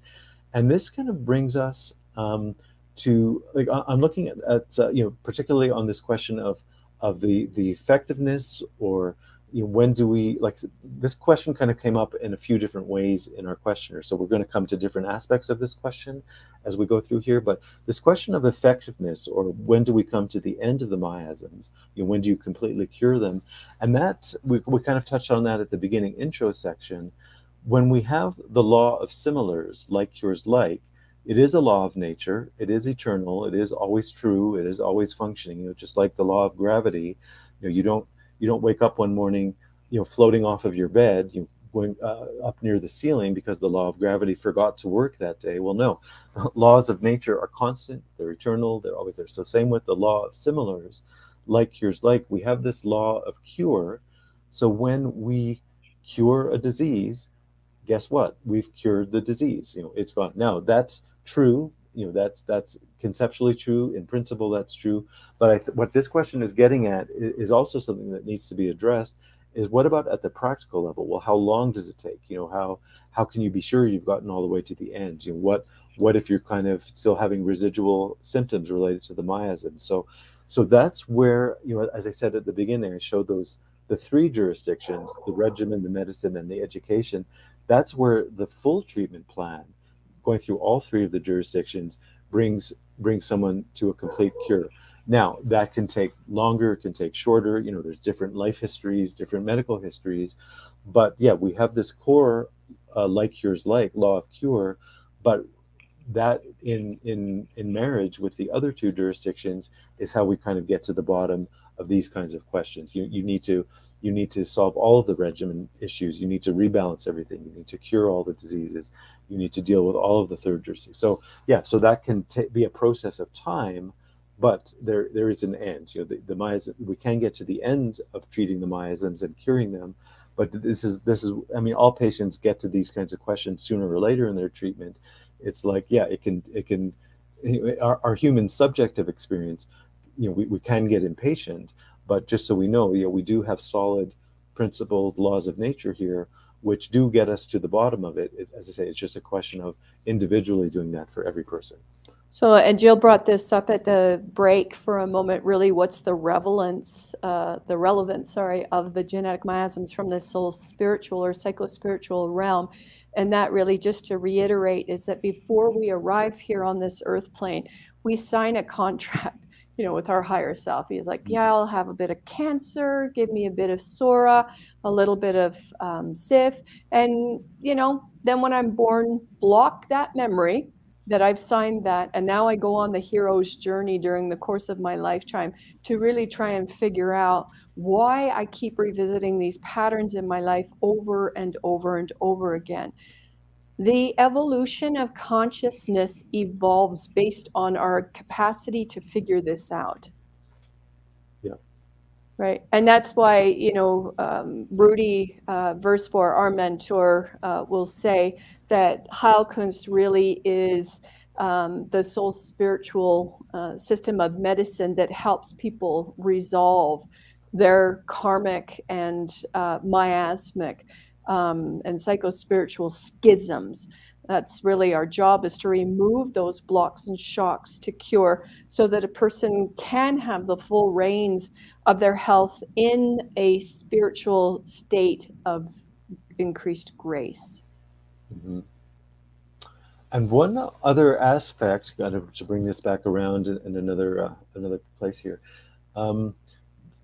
we are speaking, these grand truths. There is cure. There is a law of cure in nature. Yes, we can bring patients all the way through their treatment plan to complete cure, but there is a practical exception, and that has to do with the concept of cellular damage. And I'll use a very more graphic example, like as human beings. Let's say if we've had a limb amputated accidentally or surgically or what have you. That's not growing back. You can go through all your miasms and everything else. Your lost limb is gone. Again, that's just an extreme example, but same at any level in our whole physiology, to any point where over time, years and years or whatever, that a given miasm or other things have caused permanent cell damage in someone's one organ or a function or what have you, then the treatment can only go as far as removing all the diseases and doing all the healing in and around that. But once it's kind of something is past the point of no return in that physical sense, then you can't bring it back. Now, to say it, one caveat I'd give to the caveat is that there is a zone where things can be, certain cells can be regenerated, even if Western medicine doesn't think it's possible. Certain nerve endings can be regenerated, certain, a lot of examples like this. But just to know, there is a point of no return, and once we're well past that, the patient is well past that point in a cell structure or a limb, what have you, you can't come back across that line. That being said, the cure of all the other diseases and the whole state of the patient, the health can still go forward, but just so we know, we can't go back on a point like that. Oops, give me a second here. Okay, so question number 2 from letter G. Basically, it's just sort of other variations on that first question. What are the other tools? I've sort of talked to this a little bit already. We have the different modalities and the tools across all 3 of the jurisdictions. And one thing I did want to speak to, which kind of gets us into a definition of health, an actual objective definition of health. Part of their question here, I did put it into bold. They said, what if the whole miasmatic treatment does not create a transformation of the patient and unleashing their vital force? I just wanted to stop on that word, vital force. I won't go long on this, but that's a little bit of a broken word as far as I'm concerned. I know people use the word. I know it's people think about that word, but the vital force is it's just the mystical counterpart to Western medicine's, solely looking at the material body. We have these doctors over here, they're just looking at your material body. And then we have, natural energy doctors or whatever over here, just looking at the vital force. But both of those in isolation are abstractions, are incorrect abstractions. I touched on this earlier on today, but just so we know that word vital force, what we want to get to in a state of health in the Heilkunst context is what we call, I sort of alluded to this earlier also, our physiology being based on the two beings, right? We don't have a vital force, we have a dynamis, we have a dynamic interaction between two beings. And like I said, the married couple is four beings. We have this double physiology.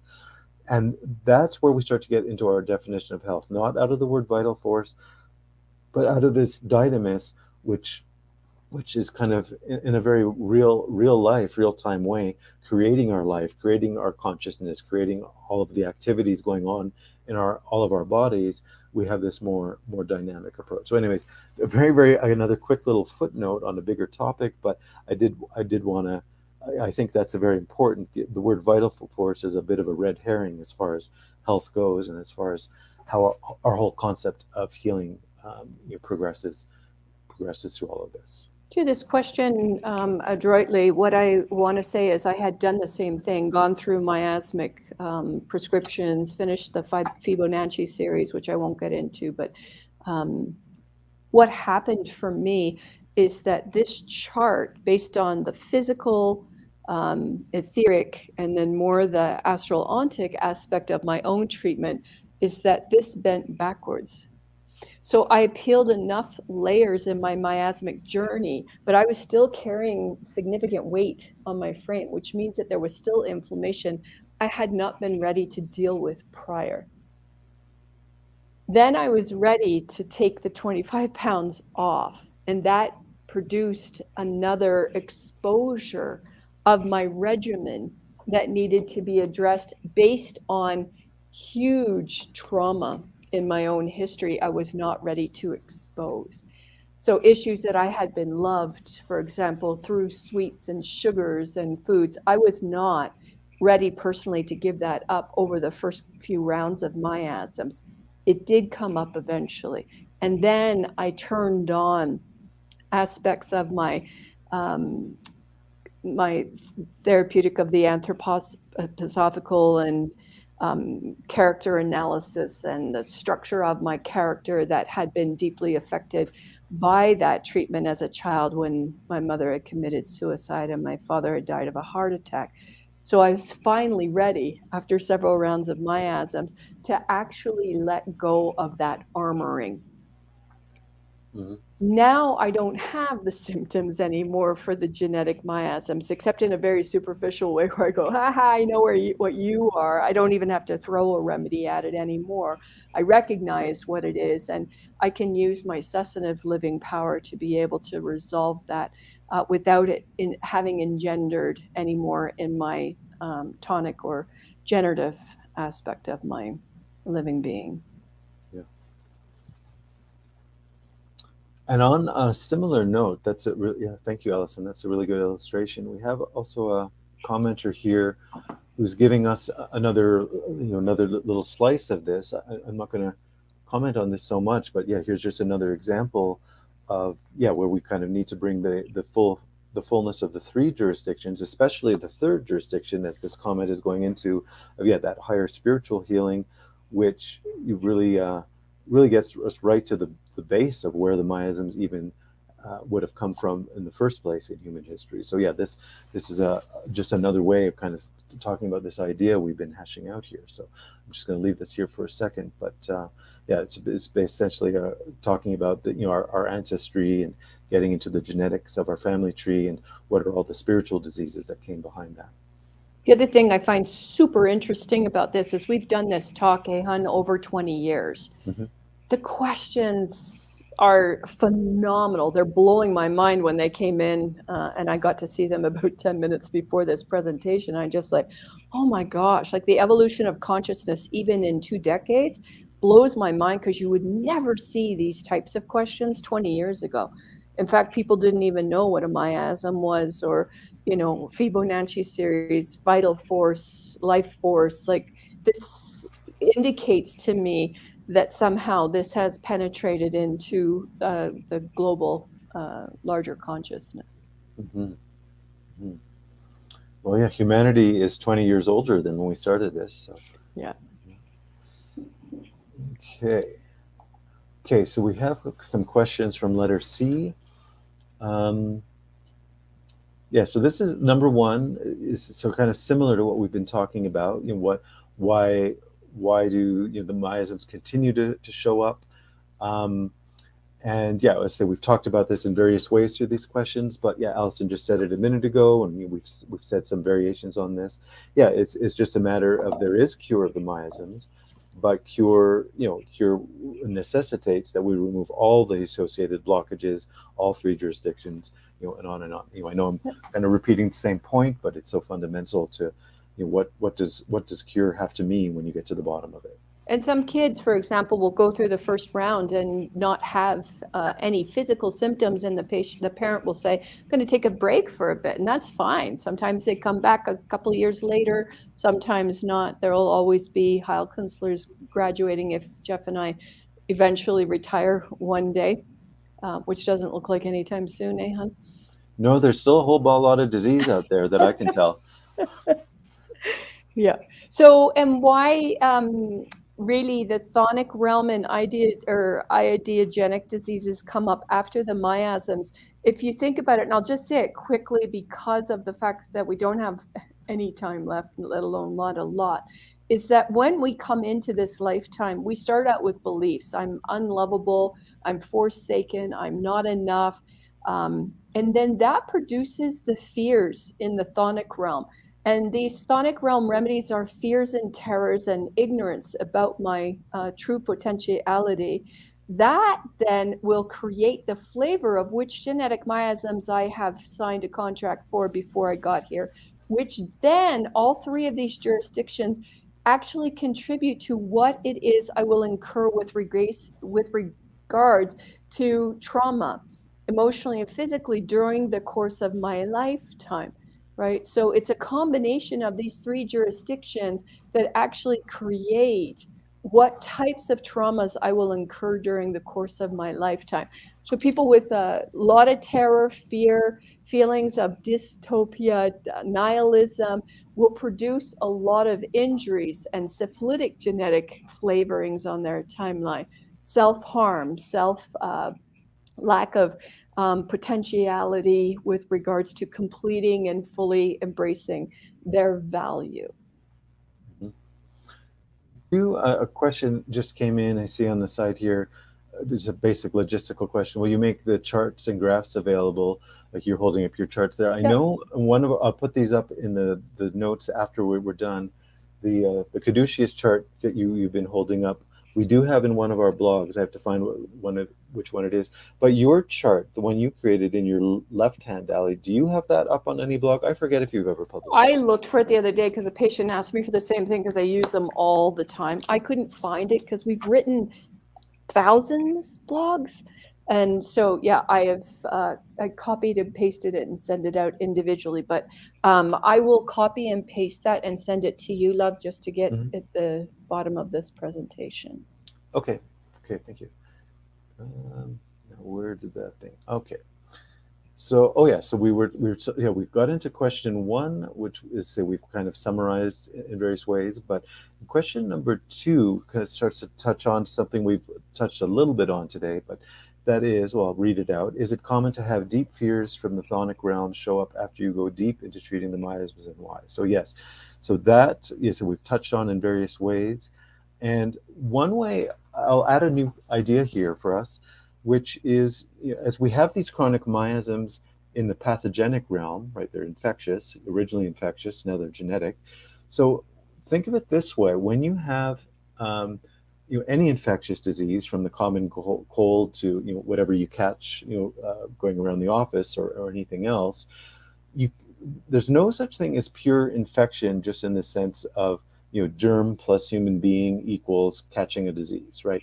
You have to have something else fundamental, which is a susceptibility or resonance to that specific thing, right? That's why in a group of people where a germ is going around or whatever, some definitely get it and some will not, because they're not susceptible to it. So why, this is a very basic fact of infection and everything, but why I'm saying it in this context, if you look at the grand history of humanity, going through all the ages and where we picked up all these chronic miasms in history, at certain points along human development, humanity as a whole was resonating with certain, let's call it spiritual lessons, what humanity was going through in our different phases, and therefore we had that specific resonance for particular chronic miasms along the way, right? This wasn't just a random process, but this was a very instructive process to humanity over the millennia of what we were working on. So, and actually, let me ground that a little further. I talked about the susceptibility to the common cold or whatever.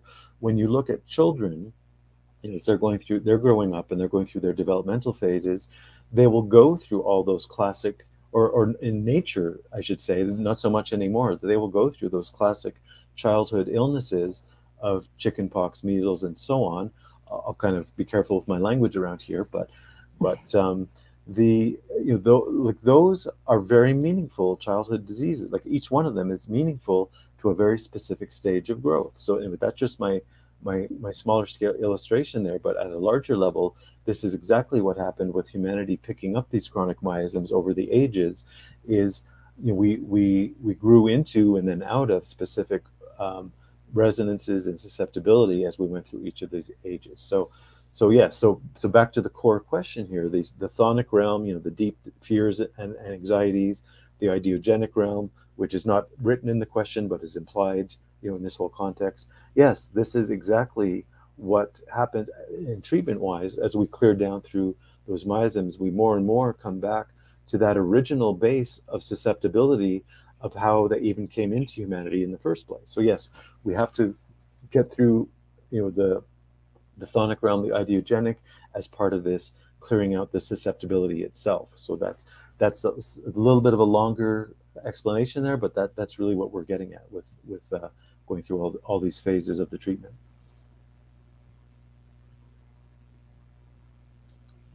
Okay. Oh yeah, L1. So we had two people whose name starts with L. So we have an L1 person and an L2. Here's L1.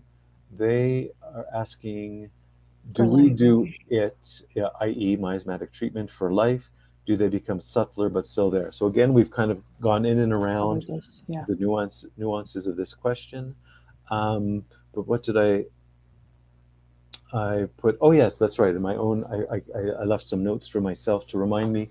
So yeah, we do. There's a sort of a whole dimension we haven't talked too much about today. So yeah, we're talking all about disease, and miasms are disease, and we have the law of similars, and that's how you cure disease. So yeah, we're focusing on the topic, which is good. What are these diseases? How do we cure them? What do the symptoms look like, and everything? But the whole other side of that, once you cure a disease, there's a whole realm we can really explore. I'm just going to mention it here.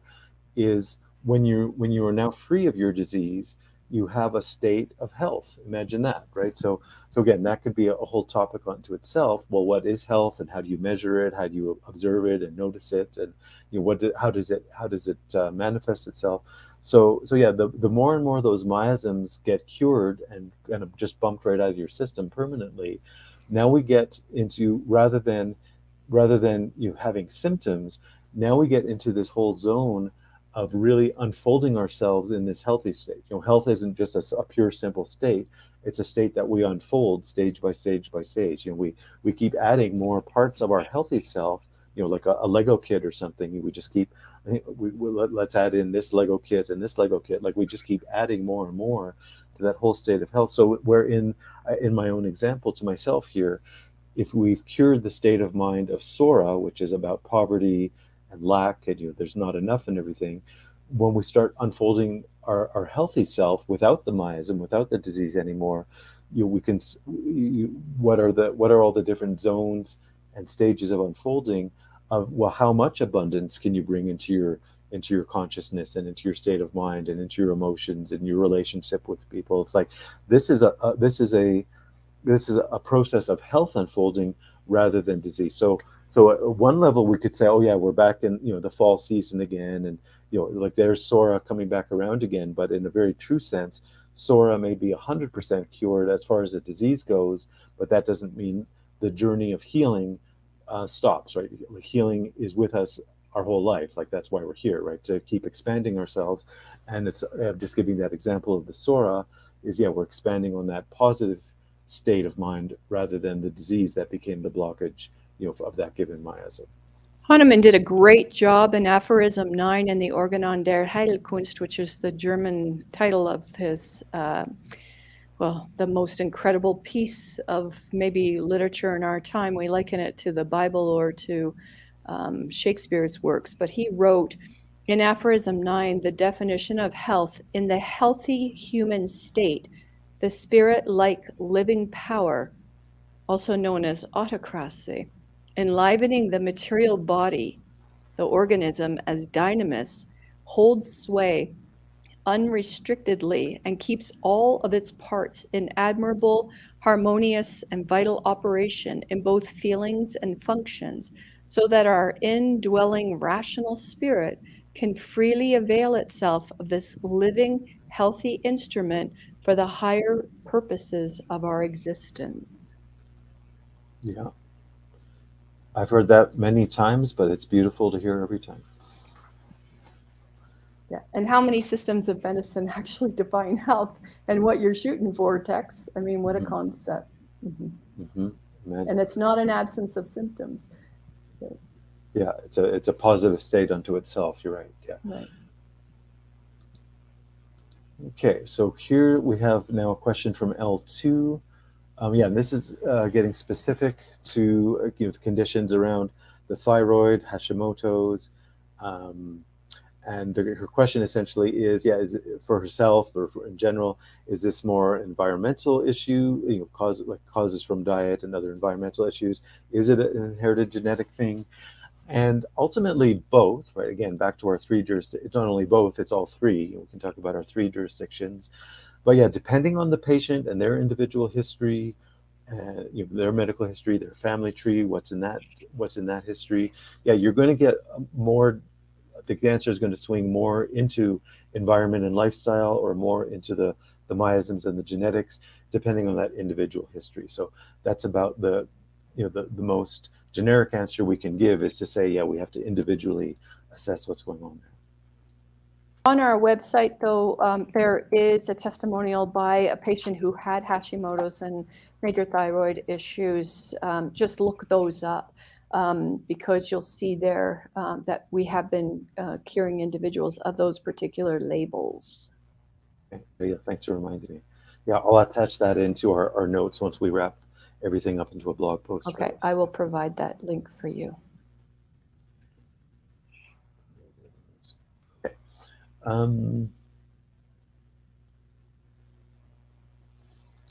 Okay, so here's a question from letter R. I did do a little bolding here just to remind me what part of the question I want to focus on. The question says, I would like to hear about how people have benefited from doing the chronic miasm work, if there is any measurable evidence of improvement, or maybe it is just preventive therapy. Okay, to quickly start with question 2, no, it's not just prevention, it is curative. We've been talking about that. We have the law of similars, that is the law of cure. So to cure disease is to cure disease. But yeah, it is also preventative, because any given person in their history will have many or all of these miasms present in them, but at any given point in their life, they may not yet have any symptoms. So in this sense, we go through clear their miasms, and those are cures, right? We are actually curing those from their genetic inheritance. But in a sense, we can call that prevention, because they haven't had the symptoms yet, but that doesn't mean they didn't have the miasms yet. It just means, we are preventing those symptoms from ever presenting in their future medical history. So it is both. It's prevention and it's cure. But I want to jump more into question number 1, this business about measurable evidence. I will briefly, again, it's a bigger topic, but I'll briefly say, so for something to be measurable, for it to be objective, in our Heilkunst sense of diagnosis, we are dealing with very objective elements, not objective in the allopathic doctor sense, who sends you for a blood test, or or measures your blood pressure or things like that. That's one aspect of objectivity of what's going on in the physical body. But we are doing a much more full objective diagnosis, which has to do with the state of mind of the patient. has to do with the objective feeling state of the patient. And these are objective things. Once you understand what Hahnemann taught and how we connect those things to specific miasms and specific remedies, there is a profound objectivity, and we can access that. In fact, that's exactly what we're doing in our sessions with patients. All the questions we ask, the discussions we have, we are finding our way into that objective layer of what I said, the patient's state of mind, the patient's, the pure feeling state that's underneath all of the symptoms. These are very objective elements. And as a consequence, in the spirit of this question, yes, we can use those objective elements to diagnose correctly and give the correct remedy and cure the disease. And also, we use those same objective measurements to see what changes in the patient, from one visit to the next. We can see these objective elements, as I'm calling them, the objective state of mind, the objective feeling, are changed. They're improved from one visit to the next, by the time they take the remedy, and we see that change. So these are extremely objective as I'm describing them, and these are so foundational to Heilkunst. So I appreciate this question, because we need to, in many, many ways, kind of teach ourselves how to get out of the allopathic way of thinking and how to get into the Heilkunst way of thinking. As I say, there is a full range of objectivity that we have complete access to in our system. I'll read a very quick testimonial from a patient. I never thought it would be possible, but here I am today, free of all thyroid prescriptions. I started seeing Allison nearly 2 years ago, and I must admit, believing I could be free of prescriptions was hard to swallow. After all, when my physicians told me 20 years ago that I needed to take Synthroid, he said it would be for the rest of my life, and I believed him. To kickstart my thyroid journey, Allison suggested I follow a thyroid diet. I decided at the least I wanted to be healthier and happier anyway, so what the heck. I eliminated all caffeine, started exercising, cut way back on sugar intake. A little over a year ago, I was able to cut my thyroid meds in half. Then this year, I was able to eliminate it entirely. I take a kelp and iodine supplement daily for support, but that's it. I feel great and much more energetic too. Thank you. Yeah, thank you. Yeah, we have pages of those, which is so awesome. Yeah, it's not like being in any other field. I don't think it's so exciting when somebody says, my son's not in the autism spectrum anymore, or I don't have to take this prescription med anymore, or, it's just the most rewarding work I can imagine. Mm-hmm. Okay, so here, we have 4 questions from letter S. This one, the number 1, is a question about why does any given individual have more of one miasm dominant in them than another, or 2 or 3 or whatever. I mean, this gets into the general question of family tree and what gets passed down genetically, and how does that actually happen? Why is there concentration, you could say, in one piece of the family tree over here, not in another? And that's to put it in Heilkunst terms. I mean, we can, there's many dimensions of how we talk about genetics and how we can look at that, but purely in the first way I talk about that is even at a more basic level. We know, like, even our basic features are passed down genetically. Who has blue eyes and brown eyes, and blonde hair and brown hair, and other kinds of basic features like this. And we know, like, it just kind of distributes in certain ways across, a bunch of siblings. Well, these 2 siblings got the blue eyes, and this one got the brown eyes. And it's like, well, why is there a distribution? Well, there, some of the things we've already touched on today. Partly there is, there is kind of a spiritual predisposition. And individuals have their own spiritual issues that they come into life to deal with.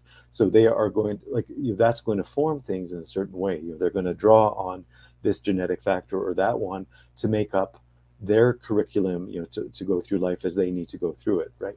Same with the chronic miasms and the diseases. But as I say, beyond that, we can get more and more kind of a sophisticated answer, but that starts to give us kind of a general orientation and a structure to how to start thinking about what's going on and what's being passed down. And one more thing also, where some of the miasmatic predisposition comes from.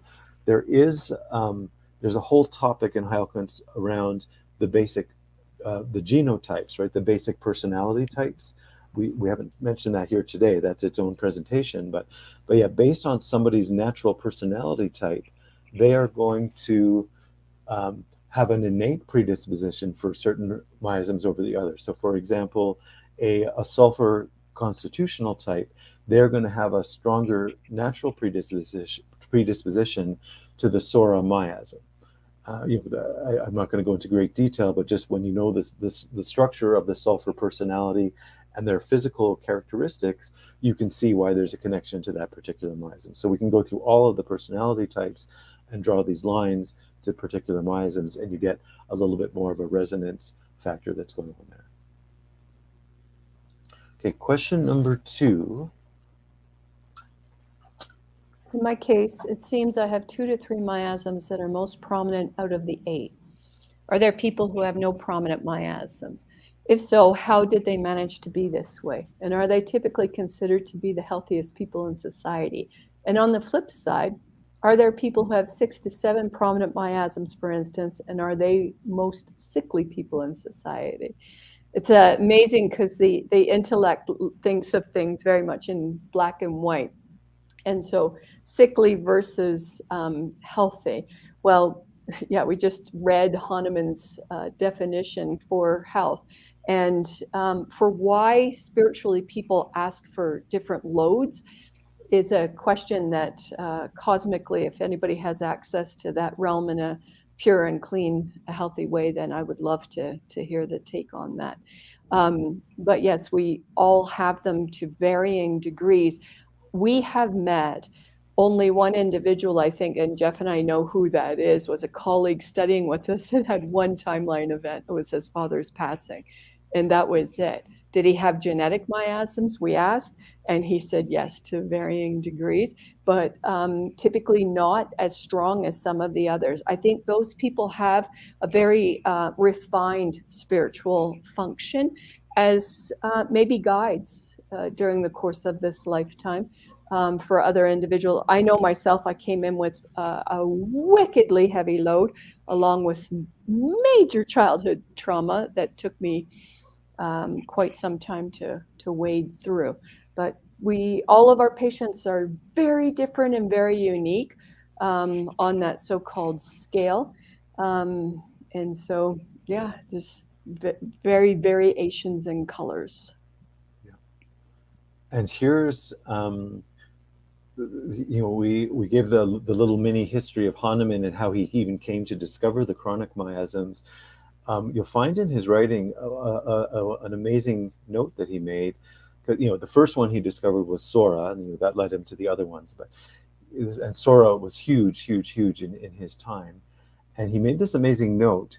He was describing psora. Here's all the symptoms. All these people have it. It's I see it in these patients of mine. I see it in medical history and But he said, I don't have that disease. It's amazing, right? First of all, he was self-aware. He could tell that, but I mean, there's a larger spiritual meaning to all that, right? He kind of incarnated into his life to be the person to solve the problem of psora. So yeah, he kind of chose a spiritual configuration that allowed him to be free of psora, which almost no one can claim that, right? But yeah, that was his special karma, you can call it. That yeah, he came to be in that state, being free of psora. So that's amazing, but it totally makes sense that it would have to be true like that for him to have the vision to even be able to do the research he did to see because it's like the old expression about the fish in the water, they have no concept of water, they can't. So we're all swimming in all these miasms as far as our genetics and everything, and it's pretty difficult, like before you get treated and before you clear all these miasms through the Heilkunst process, to even see what is syphilis, what is, like, it's hard to see it. And I mean, yeah, we describe it here. We gave you all these bullet points, but yeah, until it's fully cleared in somebody, you don't really have the full vision to really see it in its 3D living format. Anyway, so that's it. My little footnote about Hahnemann to this question, and I'm going to move on. Yeah, my core, for example, showed lithium. right? yeah. And we now have mercury fillings in people's mouths, and this is true, and it's contributing to that syphilitic genetic miasm. You know, my mom's suicide was a very clear rendering of that particular disease matrix. But then to see I wasn't completely cleared of it until I had cleared like her lithium and the drugs that she took, all the merc fillings that were put in my mouth as a kid, like there was just a host of relational issues that I had to go through. One of my pet peeves is that during the course of the last 2 years, allopathy only now has one diagnosis, clearly, because SORA, tuberculinum, metaurinum, even the syphilitic cough starting June 21st. Oh my God, it'll drive you absolutely bonkers if you're in this field, because patients are like, I've been diagnosed with the C word. And I'm like, for the love of God. Yeah, because they've turned up the bloody diagnostic thing so that everybody now gets diagnosed with the same thing. They're not very bloody inventive because they only have one diagnosis for everything, which to me is such a disrendering of a true principled system of medicine and drives me absolutely crazy. I mean, genetic miasms have been coming up for hundreds of years, but now seemingly there's only one diagnosis from the allopathic field. Mm-hmm. Yeah. So don't let anybody pull the wool over your eyes that it's not even been isolated, that particular so-called disease matrix, which is not. It's a bloody superficial label. Yeah. Now here we have question number 3 from S. Now this again touches on a lot of the variations of questions we've had about, do people need more than one round of clearing the miasms? How is this determined? Now, I've talked about this earlier today. We have those 4 bodies: physical, etheric, astral, ontic, and depending on how deeply your family tree miasms got lodged for you individually into each of those 4 bodies, will kind of determine from 1 to 4 miasms how many is appropriate or necessary for a person. So yeah, that's just kind of a general kind of a structural thing of what's going on there.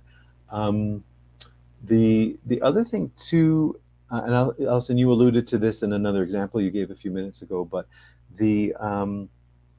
somebody may come and do a certain piece of their treatment, to clear their timeline, maybe do a round of miasms, maybe 2, and then maybe it won't be for some number of years later, a later stage in their life, where their life force kind of becomes ripe to start tackling a subsequent round of miasms. So yeah, there can be a little bit of a staging for various timings and reasons like that. Okay, so let's go to question number 4 from S. Oh yes, okay. So basically the question asks, well, can't we just go, why do we do the timeline? Why do we clear someone's shocks and traumas? Why don't we just go right to the core, which is the chronic miasms? It's a good question. It's a good practical question. Why don't we just get right to the root? It's kind of logical. But to kind of draw on one of Hahnemann's explanations and one of his basic principles, we have the law of similars, like yours like, but so that's wonderful. But what happens if there's a disease and medicine gets applied, from your allopathic doctor? They do this, they've been doing this for millennia. They apply a drug which is not a similar, so it's not curative. Well, then what does that mean? Oh, that means it's going to be suppressive. So now you have that original disease, and now you have a new disease.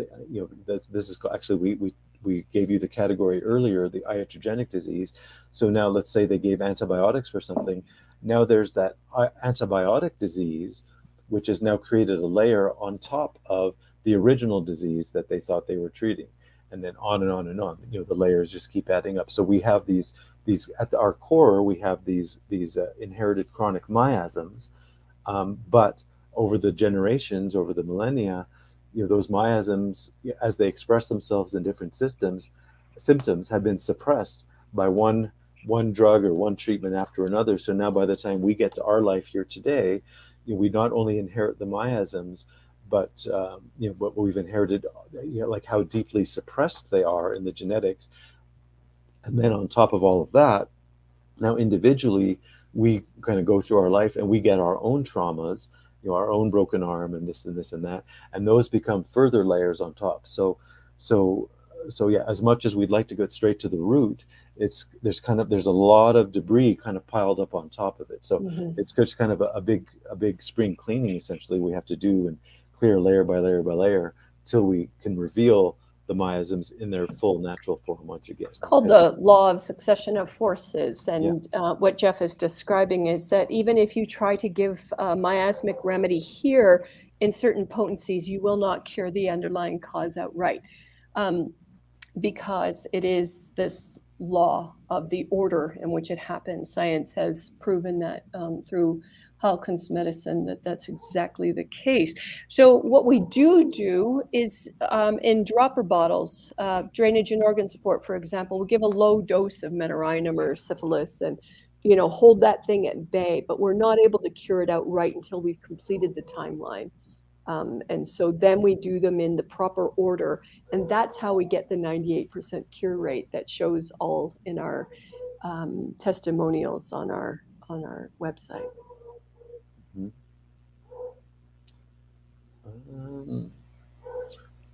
Okay, so question from letter E. Could you explain how disease is passed down through genetics? Similar to a question we just came through a couple of minutes ago, but I will add another layer of idea here. Is we have we have two words that kind of relate to each other, but we have to distinguish between genetics and epigenetics. And in our Halkin's context, I will actually let me first give the brief distinction there. So the genetics are kind of, you can call it the physical inheritance. I got, like I said earlier, I got my blue eyes from my mother, and I got this, and I got my heart disease, I got this, and I got that. All the physical gene information that's passing down through the genetics. But we also have through the epigenetics more, you can say, our etheric body pattern of things. So partly that can be passed down through the family tree. That can relate to some of the examples Alison was just giving, some of the timeline traumas or drugs and things like that can be passed down. That's more at the level of the epigenetics or the etheric body. So I'm just giving a very, very basic point here. There's more and more sophisticated layers, but yeah, that's the first thing we have to understand in the Halkin's context. We're dealing with this duality between the genetics and the epigenetics. So as I say, I will leave that at that. Otherwise we start getting into much more complicated things. But yeah, that's certainly the beginning thought we have to start orienting ourselves.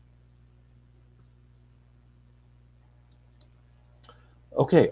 So that is the end of the pre-submitted questions. We do have with someone we know very well who actually wrote a book about her experience going through clearing the miasms for herself and her child. Oh, wait a minute, Alison, that's you. You wrote that book. Yes, no, I'm just teasing. Of course, I know what that book's all about. So yeah, so this is it's a great real life story. Because a lot of people, one thing is to talk about theory, but Alison is really good at bringing it back down to real life examples and cases, and starting with herself. So yeah, there are two versions we put the book out in. One is on Kindle and the other is as an audiobook. The audiobook you can listen to for free, and you can find both at our website, arcanum.ca/The Path to Cure. And that is that. That's, as I said, it's a book Alison wrote. She was thankful for Halkin's and what it did for her son and then herself. And it's all captured in this wonderfully written book. And yeah, you can get it at our website, as I say. And finally, yeah, we do have any number of social media channels. We're on a few of them today, and we will kind of post the replay to all of the channels once we are done today. And you can find all of our alternative channels on our website, arcanum.ca/social. And last but not least, if you are at the stage where you're thinking of becoming a new patient with us, you just simply email info@arcanum.ca and make your subject line new patient or anything equivalent to that, and just describe what you're thinking about, what you're looking at in yourself as far as your treatment in your email. And that, I think, is the end. So I know we're nowhere close to a Joe Rogan podcast. 28 hours or something per episode, but yeah, he hasn't even warmed up by this point. But yeah, there we are, the 8 miasms and how you cure them. And 2.5 hours. Yeah. 2.5 hours. Jill, Yeah. I want to thank you so much for keeping us honest and asking great questions live and in person. Arcanum Holistic Clinic will be sending you a lovely gift, a thank you gift in the mail. So thank you for that. And if you have any other final questions, please don't hesitate to ask or let us know. And we're happy to answer them. And this will be live on our website. And we will put an announcement out in our newsletter that this has actually occurred. And you can listen to any part of it. Certainly have a cup of tea and lots of washroom breaks and whatever you need to get through 2.5 hours. Holy cow, Jeff. Mm-hmm. Well, this is what happens when you start talking about anything in Heilkunst. You have to talk about all the other little things. It expands and expands. It's true. All right. Thank you for all our listeners and that you participated today. You asked great questions. Thank you so much. And it's our pleasure to serve you in and out of clinic. Thank you, Allison and